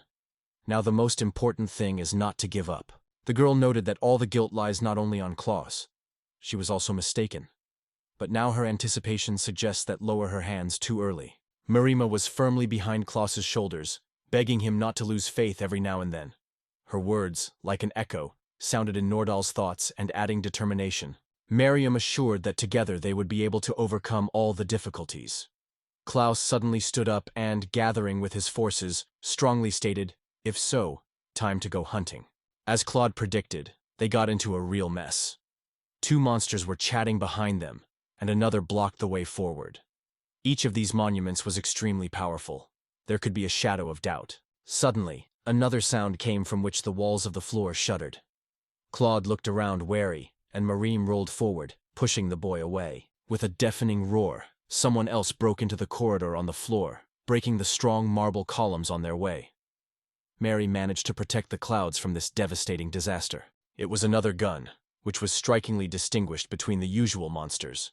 His dimensions were amazed, almost 2.5 times stronger and more massive than the other three. As a result, the situation was complicated again. The four elders were steadily approaching, forcing the boys to retreat, until they pressed in a close corner, hiding behind the broken column. Klaus's gaze fell on an iron shopping. Nothing special, but at hand. He realized that he had been left without weapons, so this is his only chance. Hugging it, Klaus whispered that everything is under control, because such situations for him have long become a habit. He assured that they would now understand everything. At the same moment, Morin turned to the young man. Mari, who had tears in his eyes, pointed to a stretched exit with a trembling hand. She shouted that he had fallen asleep. The girl trembled even harder, calling Klaus. She asked quietly why they did not attack immediately. Klaus howled, demonstrating that, in his opinion, there is no control and anxiety. When asked by Miriam, Claude suggested that the ghouls may just seek to scare them. And yet, it is likely that they advise each other, which of them to be first. Klaus smiled, joking at the end that probably these creatures are real gourmets. Marin was asleep with horror. She became creepy, because she would seem even more than Klaus. So now it's time to stop joke. Morin wondered what a further plan they had. Klaus expressed the opinion that while the monster is busy with their game, they have two options. Either to run immediately, or to use this time to carefully think through the escape plan. Klaus unfolded his panel and stated that they would need 100 hours to escape. One of the guys asked if Morin would follow him. The girl only shook her head, and with a bitter smile answered that she could not. She would only have to die. The second strategy was the struggle. Monsters were not reflected in ability. The girl specified whether she used this feature to win the icy giants. She also assured she could help. Clouds reported that the conditions for activating this skill have not yet been fulfilled. The feature becomes only available when a battle has already been conducted with this monster. Remembering the moment when he rushed with a knife, the guy realized that even this attempt did not do any harm. But in his head, one thought was shimmering. It is necessary to beat even more. Klaus was well aware that it would not be easy to overcome these three rivals, even to cause them at least minor harm. A remarkable trial, which is given with great effort. Suddenly, Klaus paid attention to something quite interesting. The guy's gaze caught the hand of one of the guns. The first one saw Marim. A small burn was visible on his forearm. Klaus paid the girl's attention to this and advised her to look. He asked Morin what it was on a giant ghost. There was a small cut. Since Klaus did not know about it, at that moment 2 more spokes were attacked. The girl explained that the same fire layer could be the culprit. She apologized, noting that she may have hit him a little. At the same moment their views were crossed, sharply and carefully. At the same time, as if at the signal, both were illuminated by the same opinion, and they said in one voice, fire was the weakness of the gull. The girl carefully began to charge her rod. Whispering under her nose, she reminded that, no matter how formidable these monsters, their vulnerability to the fire remained unchanged. Marim started a witch, quietly uttering the spell of fire. She made the boy promise that everything would go well and asked him not to give up and stay alive. When the energy reached the strength, they went on the offensive, and the girl directed a flame projectile to the target. The ball flew rapidly towards one of the guns, and the claws then rushed. The guy rolled up with his new sword, which is already a piece of fabric. Running past, Klaus quickly set fire to the fabric with a fiery bullet, and was now completely set to cause harm that could spill over on the dead. That was their idea. He struck one of them with a shotgun, which just hit a fireblood from the Klaus skills panel. 4 dead appeared on the scoreboard. They were able to overcome in 24 minutes. After that, Klaus instantly and unmistakably evaded the counterattack of the Strajevskaya, passing almost a slice under his paw, and then shouted merry that all the conditions were fulfilled. And now everything would take exactly 24 minutes and 13 seconds. Mage with anxious glanced at the guy, surprised at how much time passed. In her mind, the idea flashed. Last time he dealt with 8 giants in just 10 minutes. Ghoul was struck again, and this time he really got Klaus, grabbing only the weapon in his hands. In response, Klaus instantly launched an automatic battle function. The mechanism was activated. Suddenly, Morin reached awareness. Klaus was without weapons, so he seemed to be able to take advantage of his skill. However, he was already working, and at the same time all 4 Gulu rushed at him. Starting to dodge the blow, Klaus immediately grabbed his hand of one of the thin hums and broke it with a brittle movement. Myram froze in place, astonished so much that she forgot to close her mouth. She couldn't believe her eyes. Is it really all the case of Klaus? His skill turned the mighty monsters against each other. They were crazy with blows, destroying their brothers by strength. When he landed on his feet, barely sitting down, suddenly one of the enemies tore his head to the other. She flew to the side like a spooky ball. The automatic system has calculated. It will take 24 minutes to deal with 4 ghouls. One of the long hair gullies rushed at the main character with his weapon, but he cleverly evaded, confidently deflected by the body. Suddenly, the blade broke out of place and flew rapidly to Klaus. However, he, without even opening his eyes, just reached out, and the weapon froze in the air without touching him. At that moment, he dramatically pulled this ghoul's clothing, and the enemy turned in the air.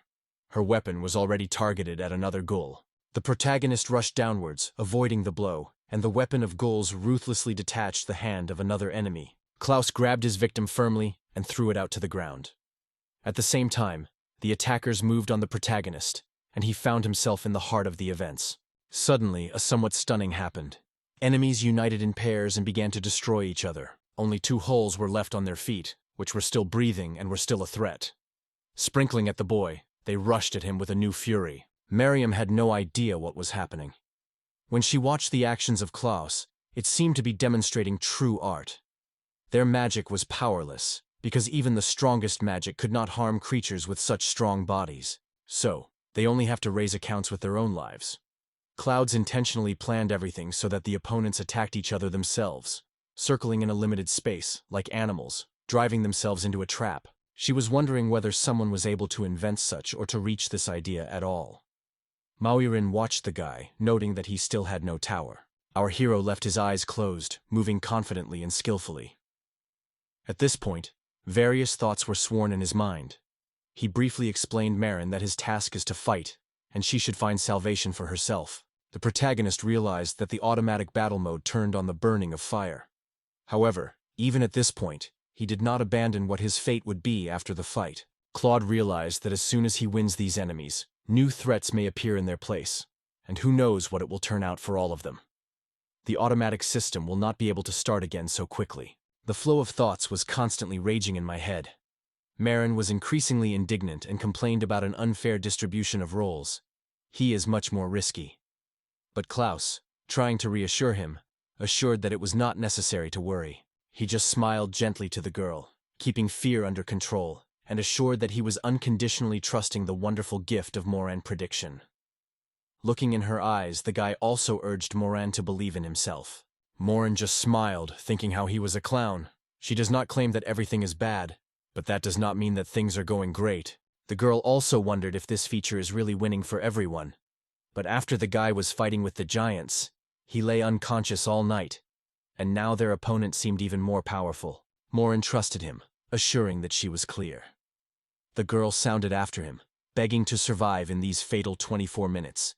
Even if he was exhausted after the battle, she promised to pick up his body from here. Maren was still ready to trust him, but her anxiety has suddenly changed to a sharp anticipation of danger. It was at this moment that Klaus was still running a fierce battle with ghouls.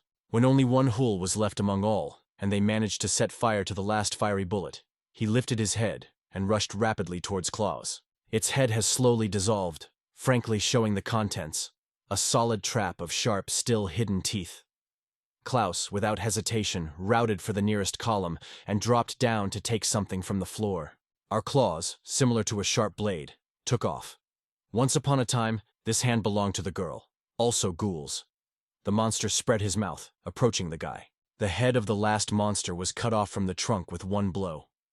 The ghoul still managed to take a few steps forward, and a fad, finally frozen in place. The timer showed a stop. Time floated. When Klaus's skills stopped, he grabbed his chest in a hurry and coughed loudly, spraying blood from his mouth before he had completely opened his eyes. From the impotence, the guy immediately fell to the side. Maren felt that something unknown is rapidly approaching them. Her skills suggested that the threat is moving from the rear or from below, and the level of danger was extremely high. Klaus and further lay on the ground, twisted with pain. Only a little conscious, he felt a terrible weakness. The adventurer was in the search in his pockets in search of something important. The guy suddenly pulled a small ampule with the elixir of a powerful treatment, just one that at one time gave him Tella. Klaus immediately felt relieved, and immediately realized why he bought this thing. He thought of how the elf warned, "If you do not want to die, it is better not to spare money." The students looked forward and saw the bodies of the monsters still lying before them. Then the guy realized. He managed to overcome Ford and win in this battle. The guy is gradually detached from the floor, realizing his own efforts. However, this is just a small part of what they have to face here. It is still extremely difficult, and now we need to invent what to do next. The block door suddenly closed with a loud roar. Someone could arrange it outside, or she alone. However, the monsters do not know how, and this is the most frightened. When Klaus turned to the door, he immediately heard someone with force on them. While looking into the eye, the man noticed a group of guns who were in the outside and shouted in the whole voice. Klaus heard the steps approaching him. He was well aware that it was not ghouly at all. They could not walk here. The doors could only lock the way out, and a voice came behind his back. Someone made it clear that he was not capable of anything. He had many objects moving on the path, accompanied by Palankin's carriers with the owner inside. Klaus immediately recognized her, a familiar figure. The boy was horrified as he recognized the girl's voice.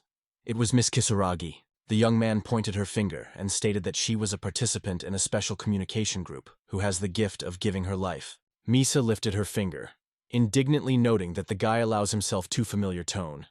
He just turned to her by his name, Misa, without even thinking who was dealing with. The girl waved her hand towards the boy, and at the same moment her soldiers rushed to him, extending her hands forward, armed with long steel claws. Klaus looked around, trying to understand who her army consists of. These were not ghouls and not zombies. Then he remembered the girl's abilities and guessed that she was able to manage inanimate objects. 3 years ago, Misa argued that she was able to control any objects. But she was different in the manipulation of dolls, similar to people. Claude shouted sharply, staring at their faces that they were dead. It was these people who were her puppets. She ruled them and slammed the boy. Miss confirmed that Klaus realized everything right. The girl added that she was her new army, which she dressed on her own. With an ironic smile, Miss wondered in Klaus that he was thinking about such a costume action. After that, the girl reported that some even fed a gun. Klaus did not realize what was being said, but the Missa immediately explained, "The buzz is changed when they consume corpses," so she brought food to the 4 wells. Klaus immediately realized that it was the Miss who created these monuments as they were. One of her associates knocked that guy off his feet, and the Missa herself was just flooded with a ringing laughter. The girl noted that she considers true charity to give a vein the new benefit. After that, she cleared even more scary, and announced that Klaus now had to sleep here forever. She also thanked him for having dispelled her boredom. Misa confessed to Klaus that at first had completely different intentions. However, she suddenly remembered, why not make a special performance for herself? It seemed to her that Klaus was now confused and depressed. Klaus, swinging the remnant of the blade, cut off a few hands of the doll standing next to him. I was annoyed by turning to the girl. He asked if she had too fun to interfere with the trial. Misa exploded with a sinister laughter, crazy calling the clouds to die. She knew, for destroying this guy, Jin would thank her a generous reward. Captured by excitement, Miss shared her special skills with him. Klaus waved his hand firmly, declaring his refusal loudly. One guy looked closely at the other, and noted that the whole minute had passed. The time it takes to restore strength. Klaus will only take 5.5 minutes to deal with all the subordinates. He called the girl to wait a little more and threatened to spoil her performance. Misa exclaimed that she was not as small as Klaus. During this time, it has strengthened and now able to conquer the whole legions of the dead. She was even incomprehensible as the guy dared to interfere at all in this dangerous cause. Mail did not stop and continue to crush, indignant that Klaus had greatly underestimated her, and did it absolutely in vain. It is because of this, according to her, that he was destined to disappear as a worthless, unnecessary creature. Klaus has already launched his ability and took methodically destroying all the enemies that occurred in his path. He continued skillfully wedged with blades, obtained from the newly fallen High Gula. The Misu swept a real shock when she watched a guy with amazing ease and cold-bloodedness dealt with her numerous army of the dead. Her face changed rapidly, reflecting the wave of emotions that scolded on her. She could not understand why everything was happening. Klaus rushed to her rapidly, and Mel gave the command to open fire on the guy. For Klaus, this was not an obstacle. He, with the incredible ease of Arboletus whistling in the air, based on the situation completely unharmed. The girl watched with horror how the debris remained from her troops. All this time she considered the boy a real scoundrel, so she had no idea how he was holding up now. Of the 49 dead, 26 were sentenced to death. Klaus, without opening his eyes, constantly waved with blades. When he got to those who carried the burden, Miss suddenly fainted, and losing his balance, faced his nose with the floor. Only one thought turned in the girl's head. Now she lost everything. But why? All through Klaus, because it is no good. She looked at herself and noticed that she seemed to be contaminated with her own blood. The girl grabbed the nose and wiped her nose carefully. She did not think that someone dared to laugh at her.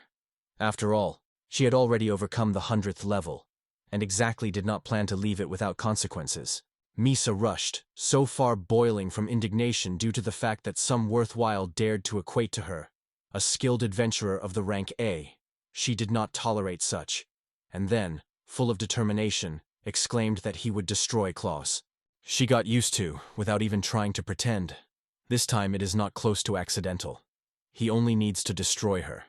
But she is indifferent. Even if they are accused and found guilty, it does not change anything. Miss was convinced that she was allowed everything in the world, because it was Gabin next to her. His influence and acquaintance guarantee her full impunity. The girl snatched the dagger and rushed to the boy, exclaiming that he would now make him regret, although he would not have succeeded in passing the exam. Everything was bought there for a long time. She also noted that he would die now, and never reach the title of average adventurer. She also assured that even if Klaus pleaded her for a mercy, he would not have waited compassion from her. Going closer, the guy knocked his weapon from her hands and destroyed the last dead with her. The timer sounded, announcing the end of the reference. Klaus opened his eyes and looked around. At his feet, without drawing his eyes from the boy, lay a Miss. Klaus threw his sword over his shoulder and asked her what was meant.